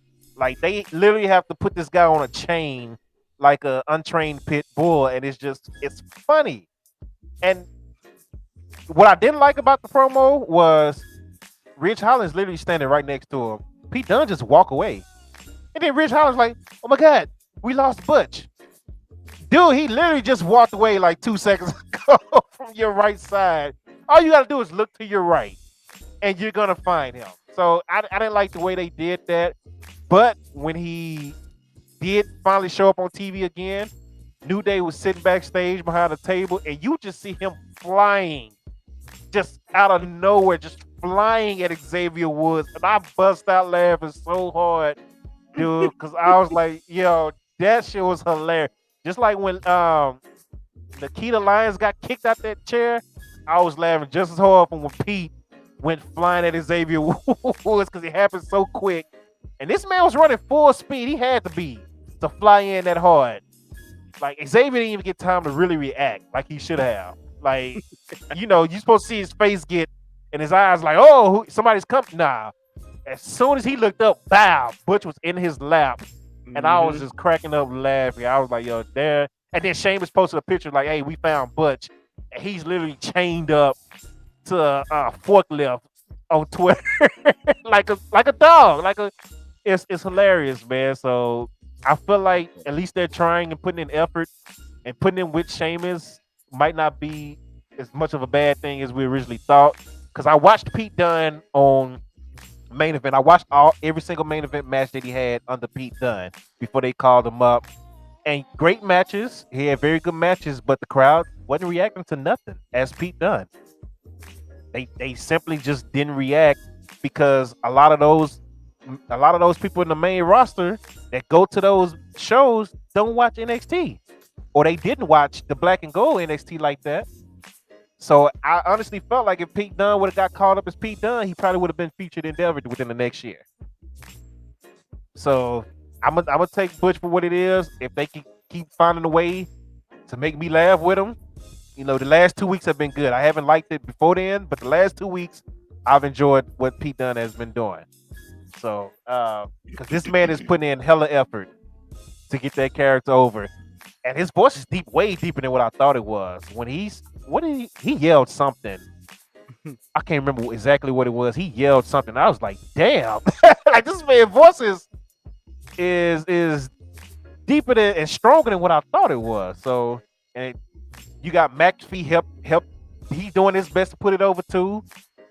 Oh, he talks. McAfee is doing his best. Pete is trying his best. I take it for what it is, man. Well, you're much more positive about this than I am. I'll say that. Yeah, you definitely are. You are coming at this at a different perspective from where I'm sitting. Hey, look, I love Pete Dunne. I hate the name. I know what Pete Dunne can do in the ring as Pete Dunne, but character-wise, he would have made it on the main roster. It would have just been another Keith Lee situation, Karrion Kross. It would have been the same thing. So the fact that they even put effort in this guy, I'm gonna take that as a positive. And they put him with somebody that they love. They love Sheamus. So I'm gonna take that as a positive because I honestly felt like from watching this main event performance and how the crowd reacted, he would have came on the main roster shrugging his shoulders, not saying nothing. And just, manipulating your joints and all that, they would have fired him. So I'll take this character for what it is. Give me 1 second, Dope. I'll be right back. All right. Then, going from that, we had Gunther send out a message. Him and Ludwig, my drum set, sends out a message for to the Blue brand saying, hey, I'm Gunther, I'm coming. Basically, it wasn't nothing major. It was just him warning the people. That's all it was. So bet. It is what it is on that. Trying to make sure I don't miss anything. Then we get to Naomi versus Rhea Ripley. Naomi versus Rhea Ripley was a fire match. I'm so glad they let these women go at it. Veer Park. Look at that name, Veer Park. What's up? Who? Oh no, I said Veer. That's V's. My bad. I thought that said Veer. I was about to say somebody really changed their name to Veer. But what's up, man? How you doing? How you doing? Welcome to the stream. I got my guy Darkness with me as well as usual. He's on, he's taking a busy call right now. So we're talking about SmackDown. I don't know why they're showing up like this. V's make that answer. All right, man. I'm telling you, I thought it said Veer. Like I was like, oh shoot, let's go. We got Veer in the building. But Naomi and Rhea Ripley went at it. It was a dope match, back and forth match. They killed it. Naomi is steady showing people that she could go with anybody. We already knew what Rhea Ripley could do. Hell, if you with us, you know what Naomi could do. So it really wasn't a shock that these two had a fire match. Don't get you started on Imperium. Yeah, I mean, we already went down that road tonight. But Naomi and Rhea Ripley put on a fire match. I absolutely enjoyed it. I'm glad Naomi is getting her shine. She had a fire match with Charlotte. She had a fire match. It was a decent match with Liv, and then she had a fire match with Rhea. So Team Hub with Sasha has been the best thing to happen for Naomi in a long time. Yes, sir. Any thoughts on that match or anything about that? Just kind of the same sentiments. I'm really glad to see Naomi get more time on TV. In a positive light. I think that Naomi and Sasha have a long ways to go with this title because this is like the start-stop title. Yeah. So, this title, it was off to a good start. Then it went back. Then when Sasha had it the last time, they were doing good things. Once the Iconics got it, now it's been downhill ever since then. So, I mean, it's been kind of like the shit title in WWE for a long time. So, I mean, these guys are going to have to do a lot of work in order to bring some type of legitimacy back to these titles. But if anybody can do it, I think Naomi and Sasha can. So, we will see. Yeah. We need some candy. You stole them from your little cousin, man. Go get your little cousin that damn candy back, D-Web. What's wrong with you? Stealing candy from your cousin, man. What's wrong with you, man? Do better, D-Web. Do better. And I believe we're on the main event for SmackDown, which was Riddle versus Jimmy Uso, which was pretty good match. I love the ending. That RKO is crazy. RKO was so crazy that Randy Orton literally forgot that he wasn't in the match, and he slid in the ring and he was jumping up and down like it was a tag match. And the ref kind of had to push him to the corner, like, "Hey, get out the ring. Let me make this count." Randy was just on a different level the whole night. What is going on? Man, bro, what was happening with Randy last night, bro? On Friday, bro. Man, Randy was on a different level, dog. But that RKO was so crazy. Like, he jumped up and slid in the ring and was just going crazy. The ref like, "Hold on, man. What are you doing? This is a one-on-one match, bruh." Man, bro. Holy smokes. And he still stayed in the ring while the ref made the count. He did not leave the ring. God. Like, that's a disqualification, Randy. I don't know how Riddle won.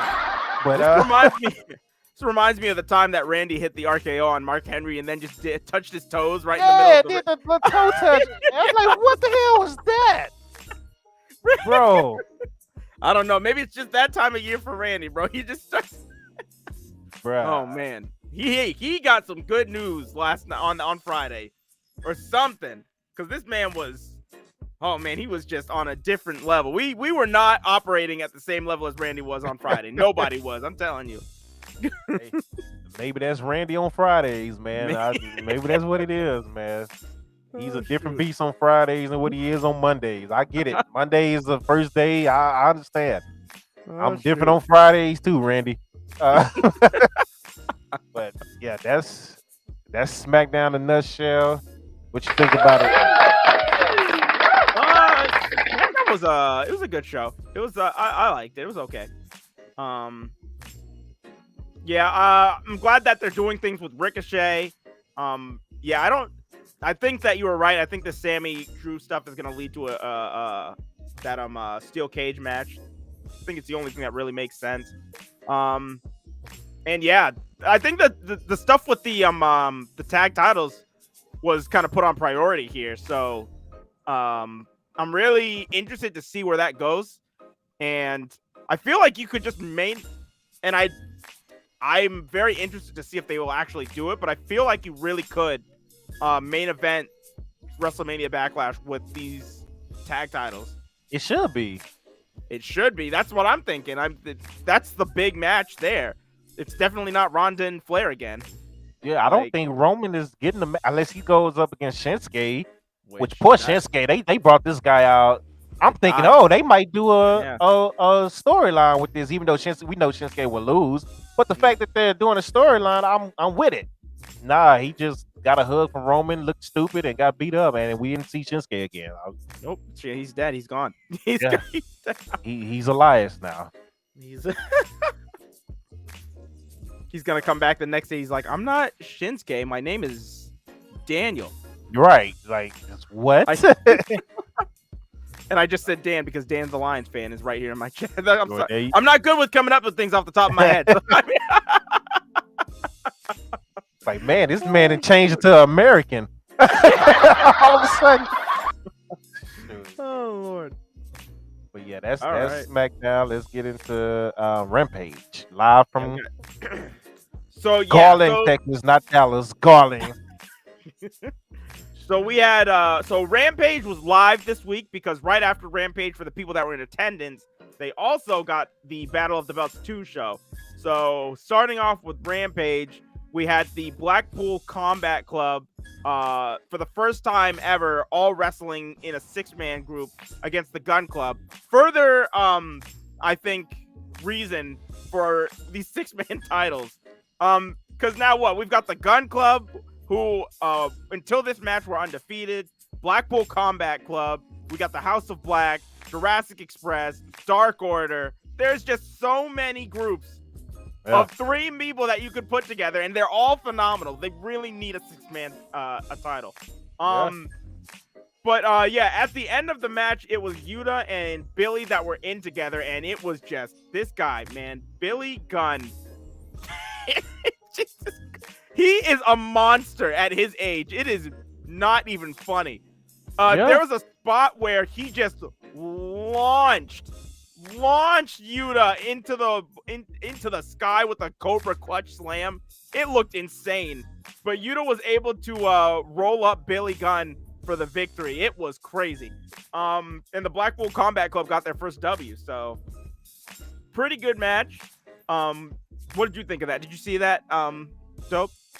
It was dope. I'm confused on if I thought they were building them to be a heel faction. Yeah. And you putting them up against the ass boys, they're gonna get cheered.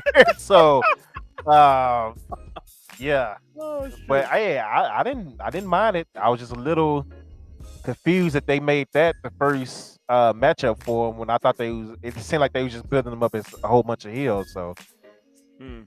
But it was a dope match. It was a good match.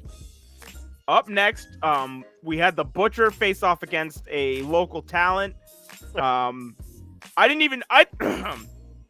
on Dynamite, they explained that Butcher was going. And I forgot to recap this, but after everything that happened with MJF and Wardlow in their match, MJF went to the back, and MJF is doing a promo with Alex Marvez, and at one point, Alex Marvez just straight up laughed in MJF's face, which pisses off MJF even more. And he says that so Andrade comes into the picture, and he says that he's gonna hire the Butcher to take care of Wardlow. I guess they said that this was gonna happen on Dynamite because I assumed incorrectly that the match that the Butcher was having was on Rampage. So I was very confused when this nobody came out. to just get murdered by Butcher. But I guess they want to just kind of build Butcher up more for the match that's coming up on Wednesday. So Butcher just killed this man. It was really a nothing match. We don't got to talk about it beyond that. But after that, we had a Owen Hart Foundation Women's Tournament qualifying match between Ruby Soho and Robin Renegade. Now, Dope, did you see this match? Yes, I did. Because I remember tweeting about it. I say, TK be watching Twitter because every time y'all complain about, oh, we haven't seen such and such. We haven't seen Ruby in 100 and some days. Here comes Ruby. I was like, yep. So that was real. That was really nice to see Ruby back on TV. There was another reason why this match was funny to me was so apparently I didn't know this because I wasn't familiar with Robin Renegade before this match, but she has an identical twin. So yeah. At one point in the match, Ruby or Robin Renegade pokes Ruby in the eye. Bryce Remsburg goes to check on her, and she just dips to the outside, and another girl just comes up that looks exactly like her. I'm like, they really pulled twin magic up in this bitch. Yep. I was like, oh shit. Ruby goes from the top rope for a crossbody, but Robin's sister, I should say, gets her knees up. Robin goes for a cover, but it's stopped. Ruby then gets up and hits her with the future shock, but Robin, and I believe they said that Robin's sister's name is Charlotte. So Charlotte, who was fairly fresh, gets hit with Ruby's finisher, and just rolls to the outside of the ring, and then rolls underneath. Bryce and Ruby are both over the rope looking for this woman because she just disappeared. So Robin comes back into the ring to try and roll up Ruby to get the W, but Ruby gets out of it and hits her with the Sister Abigail, which is, I guess, her new finisher that she's using for the win. It was like a weird setup to that Sister Abigail. It was a different type of setup for the Sister Abigail, but it was, But Ruby got the W. I thought that was interesting. I didn't think I would ever see that. I wasn't expecting a twin magic spot in this match, I should say. Yeah, Robin and Charlotte. Maybe that's the announcement. It's the Bella Twins versus Robin and Charlotte. Let's go. Next week, baby. Battle of the Twins. Battle of the Twins. You sure you know her husband is there? Oh, Lord. I don't think they ever do that, though. Oh, no, those guys are company, or those girls are company women for life. Absolutely. The bells will never turn. Main event. Texas Deathmatch for the AEW World Championship. There's a spot where they're both sitting down in chairs, then they're both just like killing each other. Super kicks are just being thrown back and forth. Adam gets I can't say Adam. I have to specify. So Cole and Paige are going back and forth. At one point, Paige gets Adam Cole and just takes his arm and ties it with his belt to the rope. Then he goes underneath the ring and grabs a steel chair with barbed wire on it. So he comes back into the ring and he's looking at Cole, and Paige is about to just annihilate this man and just destroy his whole career. But he can't do it. He's the face. He's just like, I gotta draw the line somewhere. And right after he lets Cole off the rope, he gets hit with a low blow. They start fighting on the apron, and what's his name? Paige had put some barbed wire onto his fist, so he just nails Adam Cole on the top of the head with the barbed wire. Adam Cole is just holding his head, and in the spot that blew up Twitter, for whatever reason, Hangman Page takes the barbed wire, puts it on top of Adam Cole's head, and then delivers the Deadeye on top of a table, and that just kills Cole because he doesn't get up for the count of 10, and Adam Page wins. KM, thanks for following. I appreciate it. I thought that this match was phenomenal, and I thought it was real stupid that people were complaining and calling this, they're making fun of God, or, whatever. I was just like, y'all are really dumb. Especially when I haven't heard this, it's like, y'all are really dumb. I don't know. I was like, come on, guys, come on. Y'all are reaching at this point. How dare you do the crowning on Good Friday? And I was, bruh, okay. Good. I was like, I watched it. I grew up in church. I didn't even think twice about that. I didn't even think none of that until people started saying it. That didn't even cross my mind at all. He literally hit him and then he just hit him with his move. Like that made the most sense in the match. It's like if he has barbed wire on his head and then he's dropping him right on the top of his head onto a table. Yeah. I mean, I don't know. And that's a crazy move to do. Dunk said it's pro wrestling. Any heat is good heat. You heard Bully Ray. You need heat, brother. Heat. More heat. But well, he's the baby face, so he don't need heat actually. But that move, that finisher that he does through the table is always off a ladder or something like that. That is a crazy freaking looking move, and I get nervous every time I see it. His knees, man, dude, he can't be doing that for too long, bro. His knees, their head, because he's really not protecting their head because the way they're landing behind him. So it's just a dangerous looking move, man. So but Rampage was fire. That match was fire. I tweeted, I said Tony Khan say, "Oh, y'all about to start watching Rampage. Damn it, I'm sick of this. We about to bring it back to what it was when we first started Rampage." So he really set up this, man. And then he set up what next week's. He's got Jade defending her title. I feel like there was something else that he put on that show too, but yeah, no, he's trying to load these shows back up again. Who was on that show?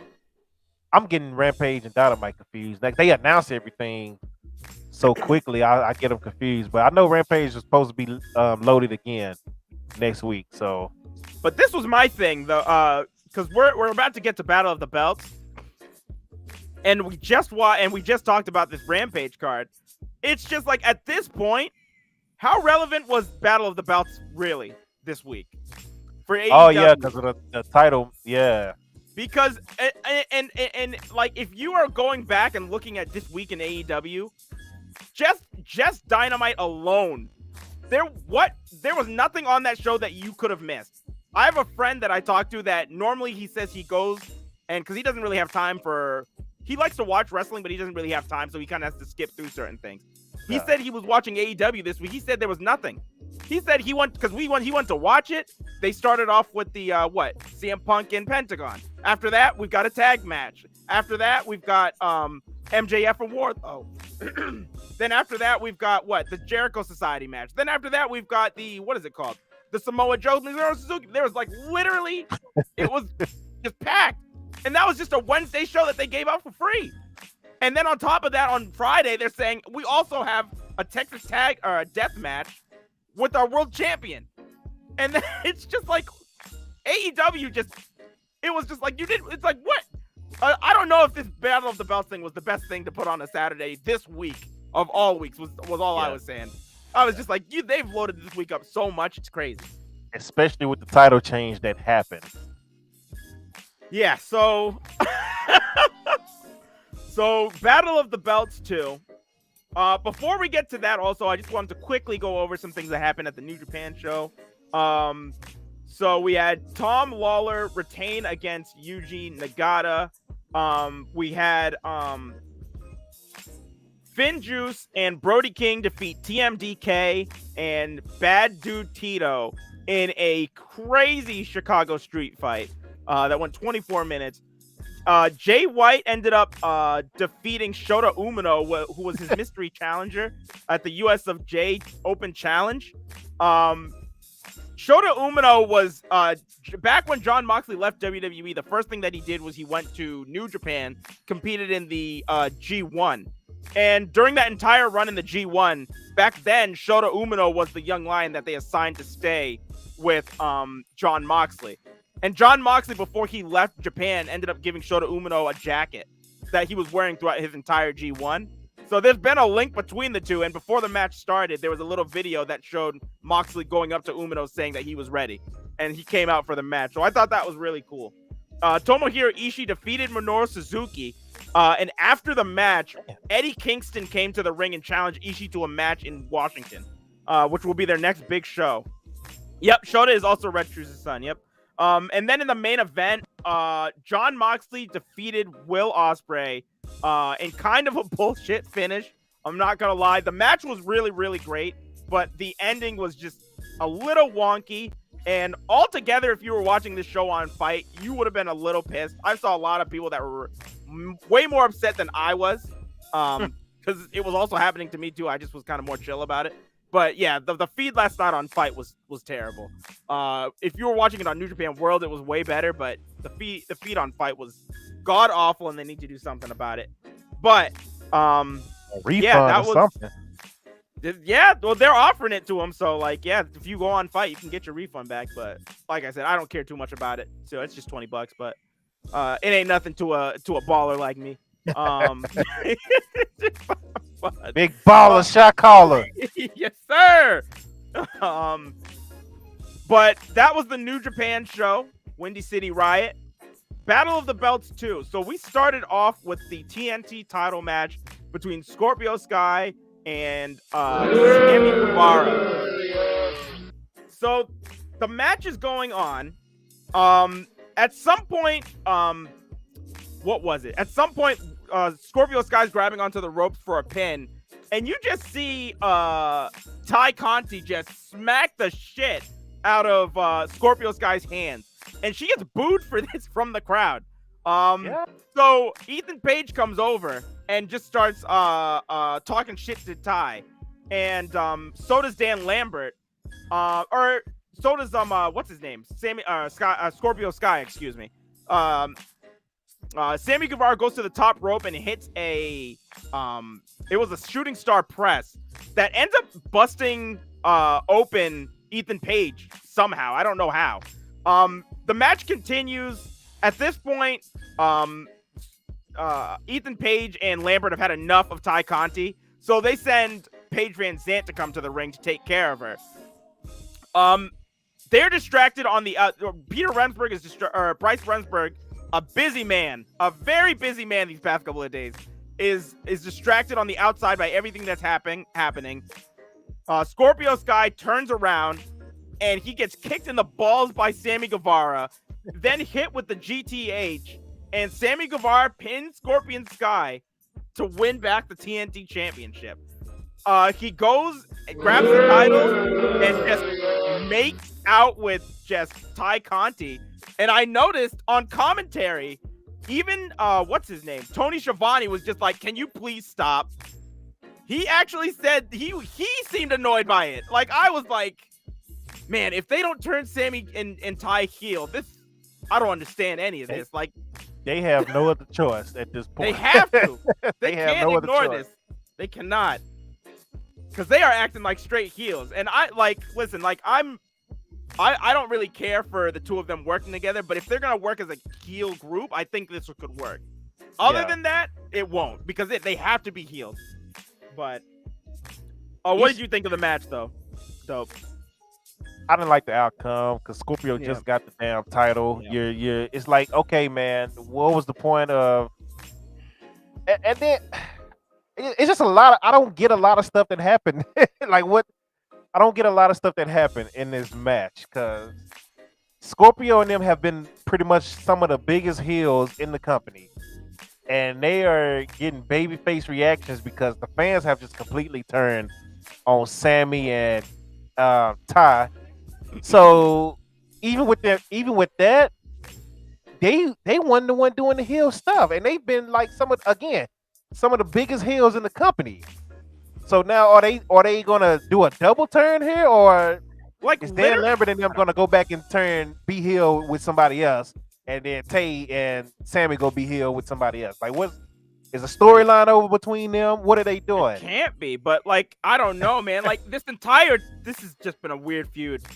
Literally last week, Sammy said to Ethan Page, after he said, "I hope my daughter doesn't grow up to be like you, Ty Conti." Sammy said, "I don't give a shit about your kid." Like, how's that a face thing to say to somebody? Like, I'm saying, like, what? I was watching like that. Okay, like, what? I was just like, Yep. But WWE fan, if they do that, I don't.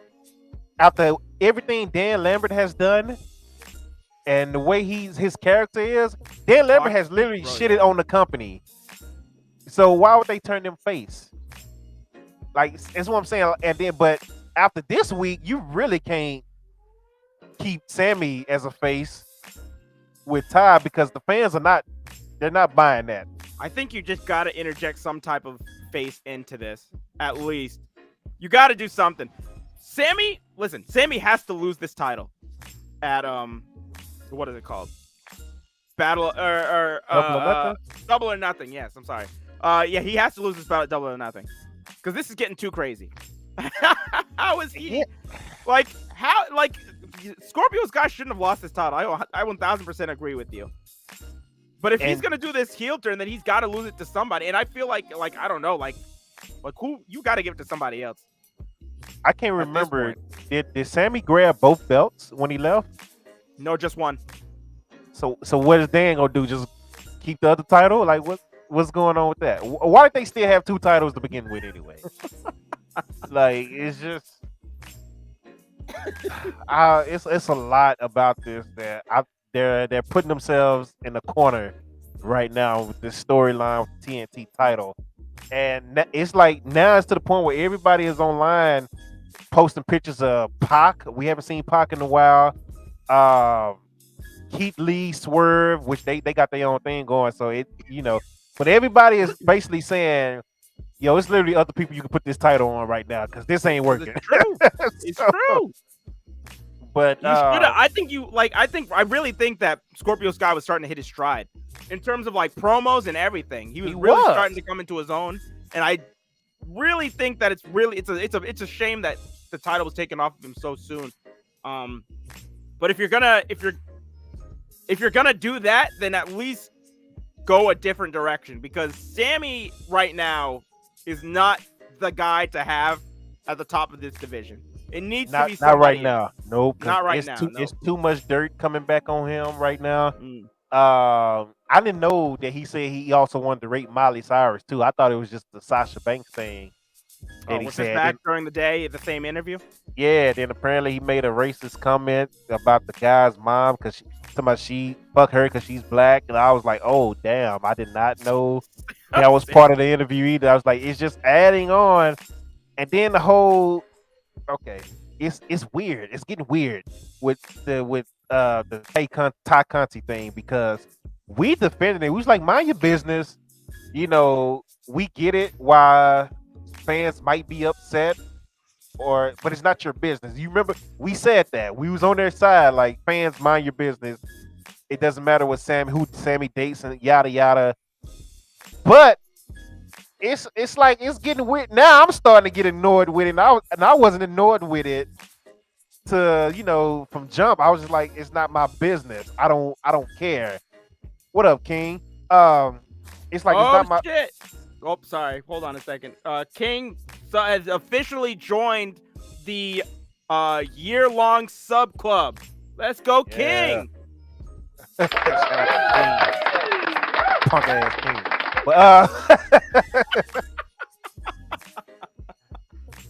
But yeah, it's getting weird, man. Like now I'm just annoyed with the whole thing with them two. So I get them trying to piss the fans off because the fans were coming at them crazy. So I get it. But at the same time, it's like, all right, damn, I don't like this no more. Like so that's why they have to be heel, dope. Like this isn't working. And like like I always have an issue with couples specifically. You really need to, like, Edge and like Lita are the exception. Like you really need to be able to work together, and it needs to make sense. Yeah. Sammy and Ty getting together, it never made sense from the jump. Like you knew they were together, but that was the only reason. It was the same thing when what's his name, Seth and Becky were teaming up all the time on Raw. It was just like that didn't really make sense, especially with Becky's character. Like that didn't make any sense. Wow, Dynamite, shoot, good Lord, what in the world? Why? What is coming out hot? According to Sammy, she's already eating them, fam. Pow, pow, pow. Shots fired. Oh Lord. Yeah, the Seth and Becky thing was just goofy and corny. Yeah. The best thing that ever happened from that was Corbin hitting Becky with the end of days. That was the best thing that ever happened from that. That was it. Out of the whole thing, that was the one thing that was dope as hell. Because the way the crowd reacted when that happened, that was nuts. Oh man, and Seth's face. Yeah, no, that was great. But like you need to make it work. So right now, I'm in the same boat. Like that's why it wasn't the fact that I hated their happiness like a lot of these weirdos online. It's just the fact that this wasn't working.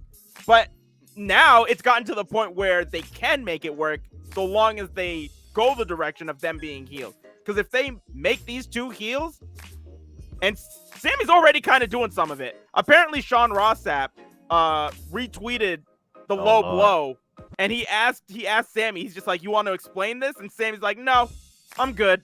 So I mean, I'm just like, I think they really should just go in that direction, because if they do that, that could work. Sammy and Ty acting as annoying just heels, just going on TV every week saying like, we are so attractive and we are just gonna make out and we are gonna do inappropriate things with this title. You are gonna want somebody to go and take that title away from them. I mean, Triple H and Stephanie, you talking about the people that run the company, so yeah, hell yeah, it worked. But if they keep this storyline with Scorpio, the only way I can see this working is Scorpio gets so upset at Dan Lambert and Ethan Page and just turns on them and say, "Hey, you guys," you really can't say holding them back, because you can't really say holding them back because the record he hasn't lost up until that match. He was undefeated. So I'm trying to figure out a way for him to get mad and turn on them so he could be a face. And then you have a legit face and a legit, heel for this storyline if they want to keep it going with those two. But it'll be stupid if you say, "Yeah, you holding me back because you was undefeated under them." So, and you won a title under them. So, and the only other thing that I can see is that they would that they could be pushing towards a triple threat match with Sammy defending. But then if that happens, I really doubt that either of them are going to beat Sammy. I feel like that's just going to be the classic, the two faction members can't get along with each other and end up costing each other, and Sammy retains. So, yeah, I just don't know. I didn't want Scorpio Sky to lose this match, and I was kind of I felt a ways away about it. But bring Miro back ASAP and get that title off of Sammy. Oh goodness gracious, that would be crazy. When you think about it, man, like besides Brody, Miro probably had the best run with that title. Yeah, even way better with Brody, because unfortunately, Brody wasn't here with us long after he won the title. But even with that, Miro has had the best run, and he got the best looking title out of all of them. He did. That title was man. They need to sell that shit. That white TNT. Oh my god, bro. Yes, that would be the one belt. I don't buy belts, but I would buy that belt. That belt looked gorgeous. Holy smokes.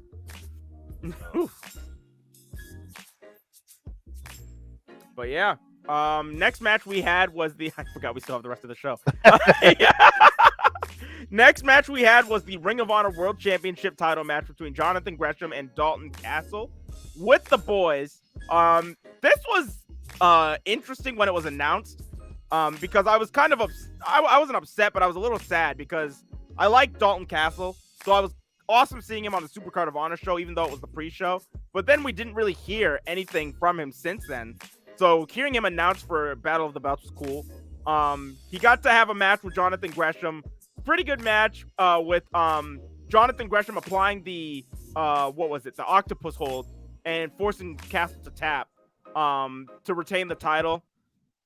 At the end, Satnam Singh comes to the ring with Jay Lethal and Sanjay Dutt, and they are attacking what's his name? Gresham. Lethal hits him with the lethal injection, And then Lee Moriarty tries to come out and help. He gets messed up. Matt Sydal is there on crutches. Does nothing. Then all of a sudden you hear... Yeah, I have no idea why he even... That was just... Samoa Joe's music hits. He comes to the ring. Then he pulls out a lead pipe just from behind his back. I was just like, okay, Joe means business. He gets into the ring, and then all three of them just run away.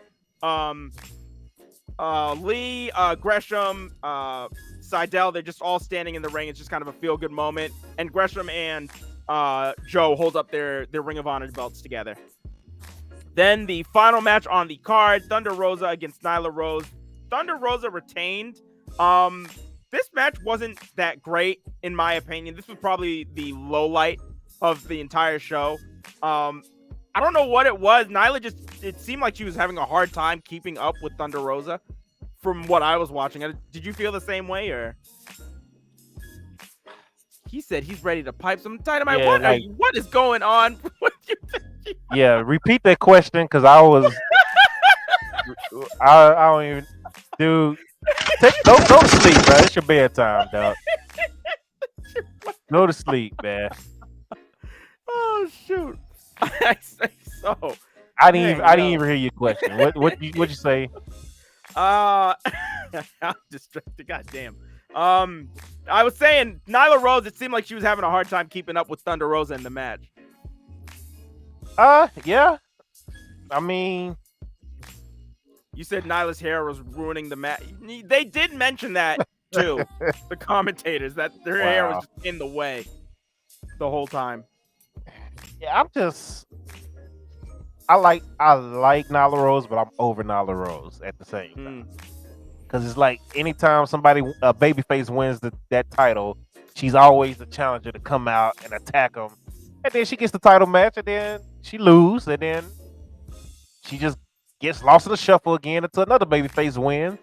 And then she comes out and attack them, get a title match and lose. And then I'm over it. I'm over it. So the match itself wasn't the best thing. I don't know if it's the best first title defense for Thunder Rosa. They could have gave us somebody else. But again, that's what they use Nyla for. So follow-up question. Who was Thunder Rosa's first program leading into Double or Nothing? Because Nyla's going to be out the way. Jade is on the TBS title. She's a face, so she needs a heel. I don't think they bring Britt back for that. That's too early. I'm trying to think who, because they got a lot of people in them, so I'm trying to remember everybody. Maybe Layla Hurts? Well, Layla she has a thing going right now too, don't she? With Chris Statlander, yeah. They just turned Red Velvet heel recently, so it could be Red Velvet. You said Deeb. That would actually be interesting. Because Deeb and Sheeta are still feuding. So whoever comes out on top of that feud, I think that would be a good idea to have the winner go after Rosa. Either one of them, Serena Deeb or Hikaru Shida, either one of them would be great. That's the dream, WWE fan, is to have Hayter go into that match, because I really want to see Hayter do more in this division. If you center this thing around Hayter, then your division will be fire, because Hayter, and now they're starting to sign some more women, which I've been saying for a while. You need to stop signing all these dudes. You need to get some more women in there. So Toni Storm, I was a really big fan of. Ruby Soho, really good that they signed her too. I have no idea why Athena hasn't been signed yet. I would have loved to have seen Athena go when they were in Texas. Any of these shows in Texas, I would have been like, you just bring her out. That would have been a great first show for her. She killing the game right now. She killing the indie scene right now. She's a fantastic wrestler. She's just great. She was underutilized in WWE. Her NXT run, like, she showed people what she can do. Right. And before that, she was even showing people what she could do. Like, she just kind of got lost in the shuffle in the later years, and injuries too. But like, yeah, no, she's great. Like, she needs to be taken in by somebody. I don't know how no company has tried to sign her yet. Or I don't know if that's her thing either. I don't know if it's her decision. Yeah, but I don't know, man, because Layla Hirsch is getting into it. She's in a storyline with, I believe, Statlander. Yeah. And then you got Dee, but she's in a storyline as well. No, you had it right first. It's D. He just wrote Dweeb. Oh. Okay. I was like, all right, maybe I said that wrong. But okay. She's in a storyline as well right now. When is Double or Nothing? May. And you got the Owen Hart tournament going too. Maybe the winner of that, depending on when AEW the pay-per-view is. It is May 29th. And it is, what are we in? April? Oh, so I mean the tournament should be done, right? Yeah, actually the tournament finals are the only two things announced for the card. So they're gonna have those matches on that show. So well, if that's the case, then the winner of the tournament is not gonna be on that actual pay-per-view. So I don't know. It's a lot that they could do, but it's a lot going on in the division right now too. So I don't know how they want to spin it or finish it. They might do another Rampage where one of those feuds in a big match, and then whoever wins that go on. So I don't know. Dan says, Dark, did you see the big news on Stardom's YouTube channel last night? I did. So for all my Stardom people up in the chat, Konami, who went on a break at the end of last year, she had a match against Julia, who was returning to the promotion, and announced that she'd be taking a hiatus from Stardom. She announced last night that she is going to be returning. So we only lost her for 3-4 months. So not bad. She announced that she's going to be returning. And then she also announced that she's going to be returning and joining Series' new faction, God's Eye. So I was completely wrong. So I said that Natsupoi would join the group, but I guess Konami's going to be coming back and probably donning white to join that faction. So Konami coming back to Stardom. So it's really good news for her. Means she's probably doing a lot better, whether it was a physical thing or a mental thing. So glad to see her back in the company. Okay, nice. Yep. Man, I keep thinking your name was Veer. It's V's.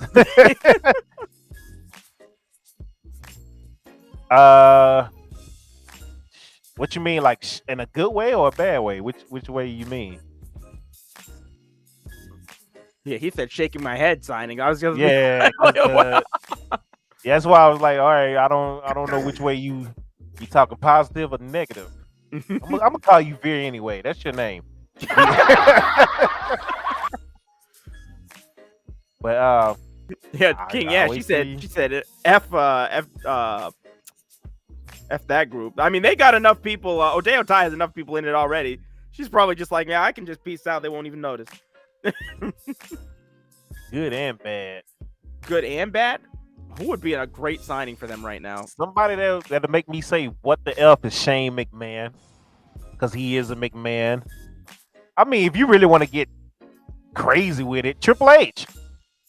They signed Triple H to work there as an agent or whatever. I'd be like, what? What you mean? No, they get a divorce? What you mean? So that's a what the fuck moment. Like shit, Cody was a what the fuck moment still for me today. I'm still hoping that Triple H just breaks away and makes his own company. That would be. I gave that up once Ring of Honor got purchased. Oh, you were hoping that he would join? He would buy that? Yep. Because Triple H, if Triple H buys a company, then it'll be fire.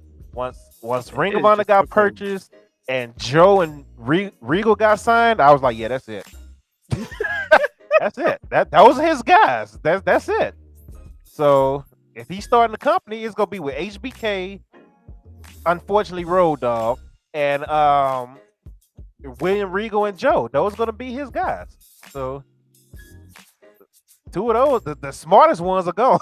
Listen, he could get Gabe Sapolsky. And Gabe Sapolsky was the guy. He created Dragon Gate USA. He created Ring of Honor. He created Ring of Honor. and he created Evolve. So all 3 of these promotions were very, very successful. And 2 of those one of those promotions, I should say, was purchased by WWE. So in Evolve. So Sapolsky is he's just saying, he's just like, I'm not doing anything. If anybody wants me to start up a new company, they're gonna have to pay me $1 million. And I know Triple H has that much money. So right. He's probably the only person. That man looked very small compared to his old self. So you can tell he hasn't been able to do everything that he wants to do and that he normally does. When I saw him at Mania, I was in that suit. The suit looked big on him. I was gonna say there was probably a reason for that. Yeah, when he came and hugged Gable, and I was just like right there, I was like, damn. Like his head is still big, but the rest of his body is little, man. Like it was almost sad. It was good to see him, but it was also kind of sad. I'm used to jacked up Triple H, and I was just looking at him like, wow, man, this guy lost a lot of weight. So he's been through some shit. Yeah, it's unfortunate. Yeah, so it was good and bad to see Triple H at Mania. But he seems to be healthy, so that's good. I take it. He's healthy and alive. I take it. Good show, Battle of the Belts as well. Gresham match. I'm low key disappointed that Gresham officially signed with AEW because the matches he was putting on at Impact were fire. Oh, did he officially sign? Yeah, they announced it. Yeah. Oh wow. Okay. So I'm mad that I won't get to see him in Impact again. Well, at least that's what I think. I don't know what they're doing with each other right now. It seems like they don't talk no more. So especially now since he got Ring of Honor, they really feel like they don't talk anymore. So we'll see what happens with that. But Gresham was putting on fire matches, and Impact. I need to watch. That's what I'm gonna do tonight when I get off. Watch Impact this week. I heard it was great. Another great episode. He killed it, man. I'm gonna check it out. I think Gresham is on this episode. Matter of fact, if I saw correctly, so I will check it out. But show of the week, superstar of the week. What you got? Oh gosh, there's so much. I think show of the week, I'll give it to what was on Rampage? Show of the week, I'll give it to Dynamite. And for wrestler of the week, I'll give it to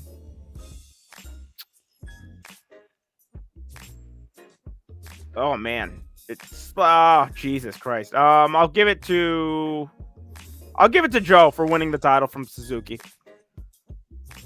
Actually, I'm gonna give it to Suzuki because Suzuki had a really good match with Joe on Wednesday. Then he had a really dope match with Ishii on Saturday. So I'll give it to Minoru Suzuki for Superstar of the Week. Lost both, didn't he? He did. No, yeah, he did. They were good matches, but yeah, he lost. Yeah, I can't give him show of the week for that. He lost the title that he just got and lost another match. It's a tough week for him. I think I'm gonna agree with Dynamite. Yeah, I think I'm gonna agree with Dynamite. He said we gave it to Garcia when he lost. Y'all gave it to Garcia when he lost. I didn't give Garcia nothing. That was y'all. 10 out of 10 times, absolutely. Yep, I did. That was me. Last week I would have gave it to Yuta for what he did on Rampage. They made him a star. Yeah, I do give a shout out to Yuta, yeah, for that. That was crazy.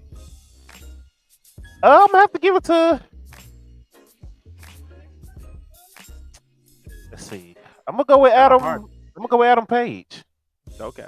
Because when he won the title, a lot of people were saying, "Oh, I don't see this guy holding the title long. He can't carry the company. He's too boring on the mic and promo. He would never, he had a title 2 months top."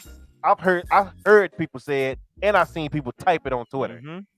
And this man is out here killing it. He is Still over as hell with the crowd, bro. There hasn't been one match that he's had that hasn't been a banger since he's been a champion.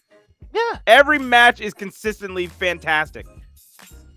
Like one of the best runs that they've had, and they've had some great runs. Mm-hmm. Who had the worst run so far as the AEW champion? It gotta be Jericho, huh? I was about to say Jericho. Yeah, it has to be. And that imagine that Chris Jericho had your worst title run in history. Imagine that. Like that's a compliment. That's definitely a compliment to your title right there. That's crazy. That's crazy. Like, and it wasn't even a hard thing to say. It was just like, who had the worst title? Jericho. Like it was easy. Yeah. So because Mox killed it, you know what Omega. Everybody know what Omega did. Like I can't wait till that guy come back. I'm telling y'all. It is gonna be 2016, 2017 all over again, bro. Listen, it's gonna be like the first time I discovered this man, because he was just, man, like seeing Omega wrestle in because I saw him. I think the first time I saw Omega was his match against Okada. I think that was the first time I saw Omega wrestle, and I was blown away. Like this guy is just wrestling in a different level back then, and he will be wrestling even way better. People don't know. All the people that came to AEW in 2019 and they were just like, I don't understand why people think this guy is so special. Wait until he's at 100%. Wait until he's at 100%. And this guy was already having bangers on AEW and he wasn't even at 100%. That match, I went back and because I was watching, what is it called? Omega and Pac in the half-hour Iron Man match that they had. Mm-hmm. I didn't realize this until I rewatched it. I had completely forgot. But he had that match on Dynamite, and then that Saturday he went on to have that match with the Young Bucks and Adam Page, that tag match at Revolution. So he's putting on two classics back to back in the same week. I was like, and he was just doing that in 2020. And see, that's he had Vertigo and all that shit. All that shit was still going on. I'm like, come on. That's another thing about Adam Page. Adam Page was Kenny's tag partner. Yeah. Like, people forget that. Like, I don't know how y'all forgot that, but people forget that.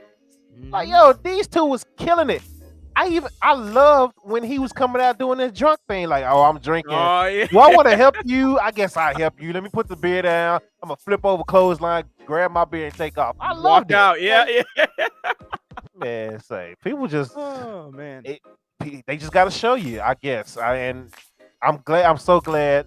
Like I said, Adam Page was my favorite guy in AEW until, they start signing everybody. And low key, I was like, damn, is he still my favorite? Yeah. If he's not still, I have to go back and look at everybody that's there, because I'm a huge Keith Lee fan. I'm a huge Adam Cole fan, Swerve, all those guys. So now I'm gonna have to go back and look at my list again. I mean, Bryan Danielson is there now. Like, come on, man. It's crazy. It's crazy. When I was saying that, all these guys are still in WWE. So, and it was just like, hands down, Adam Cole is my favorite guy right now. I love Adam Cole. I'm sorry, Adam Page. I've been watching this guy since Ring of Honor days. Like, I'm a huge Adam Page fan. So, bro, when Punk came into this business, that's when AEW completely changed. AEW completely changed as soon as Punk showed up, because once Punk showed up, then that's when we were getting signings like crazy. Like crazy. Oh my god. Yeah, it was nuts. Yeah, that's crazy. I'm really have to sit down and damn, do I still like Adam Page more than everybody else right now in AEW? And the answer still might be yes, honestly. And then he's killing it. And he's a champ. So yeah, it might still be yes. But Dan says for show of the week. All right, Dan said for show of the week he's giving it to Impact, and for wrestler of the week / wrestlers he gives it to the Creed brothers, because they didn't win the tag titles, but they worked their butts off. That's I think that's an honorable mention. That's a great I love that take. I can't give it to Impact because I haven't seen it yet, so I'm about to watch it in a minute. But that's a good take right there. I like that. Dan? Yeah, the Creed brothers in that gauntlet match, they did their thing. They did a really, really solid job in that gauntlet match. Yeah. Yeah. Dang, I forgot about but I'm still gonna add him. Page. I got to because honestly, I thought he was gonna lose. I told Get the Tables, I said, "Ah, man, this might be the night that they switch the titles." You know, TK is trying to build Rampage back up. What better way to do it than to shock the crowd with a title change, a major title change? And then I just didn't see Adam Cole losing another title match so quickly. And so I was legit surprised that Cole lost again. And now, don't even get me started on IWC because it's like you can't win. They was talking shit. Adam Cole is dead. Yeah, his career is over. Yeah, like but one guy, for some reason, he just don't seem as big as he was in NXT. Why? He was just in the main event. He was the same size. Like this guy was I don't understand that part. I didn't understand. People are taking. Oh man, that was real weird too. Like people are just like, oh look at how he was in the WWE and look at how he is now. I'm just like, it's like, so this is like a picture that he just took randomly while he was employed with AEW and a picture when he was like training while he was in WWE. Like, it's just like this is the same picture. It was that picture of Pam from The Office. That was me. I was just like, this is the same picture. That's how I felt. I was like, what are you guys doing right now? Yeah, the reach. Oh my lord, reaching so hard. Dude said if Keith Lee was still in WWE, he wouldn't be so out of shape. And what do you say? Not Omar. So what's the Otis?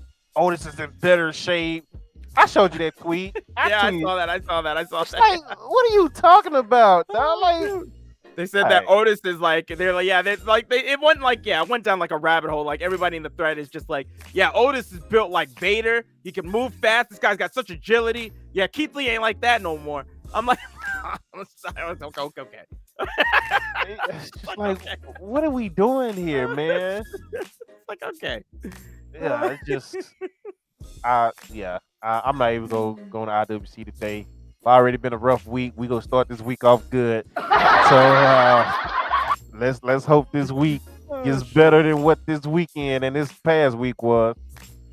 That shit was a roller coaster, and I'm ready to go off on some people. So I've been muting the hell out of everybody, like IWC wise, and I still somehow keep seeing random. It's just like I get new people pop up on the timeline, and so I'm like the Jobber Nation shit that I saw. I was like, that I showed you.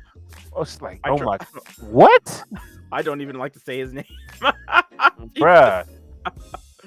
Holy smokes! That guy's crazy. Yeah. I'm highly disappointed when you sent me that picture of that guy. So that's all I'm gonna say. Shout out to everybody that came through tonight on Twitter, YouTube, Twitch, whatever you watching on right now on both pages, on both channels. Dark does have a YouTube now. Yes, Dark does have a YouTube. So YouTube is on. I just put the YouTube up on to my channel in the chat. So make sure to click the link. Go and subscribe and go and put a like and go and comment because those things matter over there, I guess. So just do all of that stuff. Yeah. And tell me what you think of the video because I put a lot of time into it. It's really cool. It doesn't show the results of what happened in the matches. It's just a recap of the first episode of my my universe mode thing, calling it MTDW Mount Dark Wrestling. So just make sure to go and watch that little recap. It's pretty cool. You can see a little bit of it when I get to my end stream screen. But I got some music playing in the background. It's really dope. So, and on Thursday, we'll be doing episode 2. We are trying to lead into the first pay-per-view, which more information on that on Thursday's show. So, boom. Holla at me. There you have it. And to the one person that unfollowed my YouTube and dropped me back down to 999, you can eat a bag of dicks and your mom's a hoe. Yes, that's all I'm gonna say. That's all I'm gonna say. Eat a bag of dicks, your mom's a hoe. You know. Oh, Dylan, appreciate it, man. Thank you. Appreciate it. You know what? Tell me what you think of the video. I stand by that too. I'm not backing up off of that. It's that type of week. So eat a bag dick.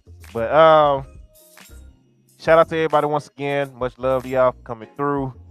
and coming back because we took 2 weeks off. So appreciate y'all that came through, chatted up with us. This made my day better. So it definitely made my day better. I'm gonna end it on a good note. You got anything else to say before we get up out of here? No, just the YouTube. Go to the YouTube again. Link is right there. Click on that, sub, like stuff, and I will be back on Thursday for sure. Any other streaming that I do, it'll just be kind of random. That's kind of my thing now. I might be playing some video games later in the week with my boy. But yeah, that's about it. Definitely will see me on Sunday because that is another guaranteed day. Thursdays and Sundays. So Carl come in talking about hi, Carl. We leaving, buddy. The show is over. Oh, and Stardom too. I'm sorry. There's gonna be Stardom had their second round of Cinderella matches.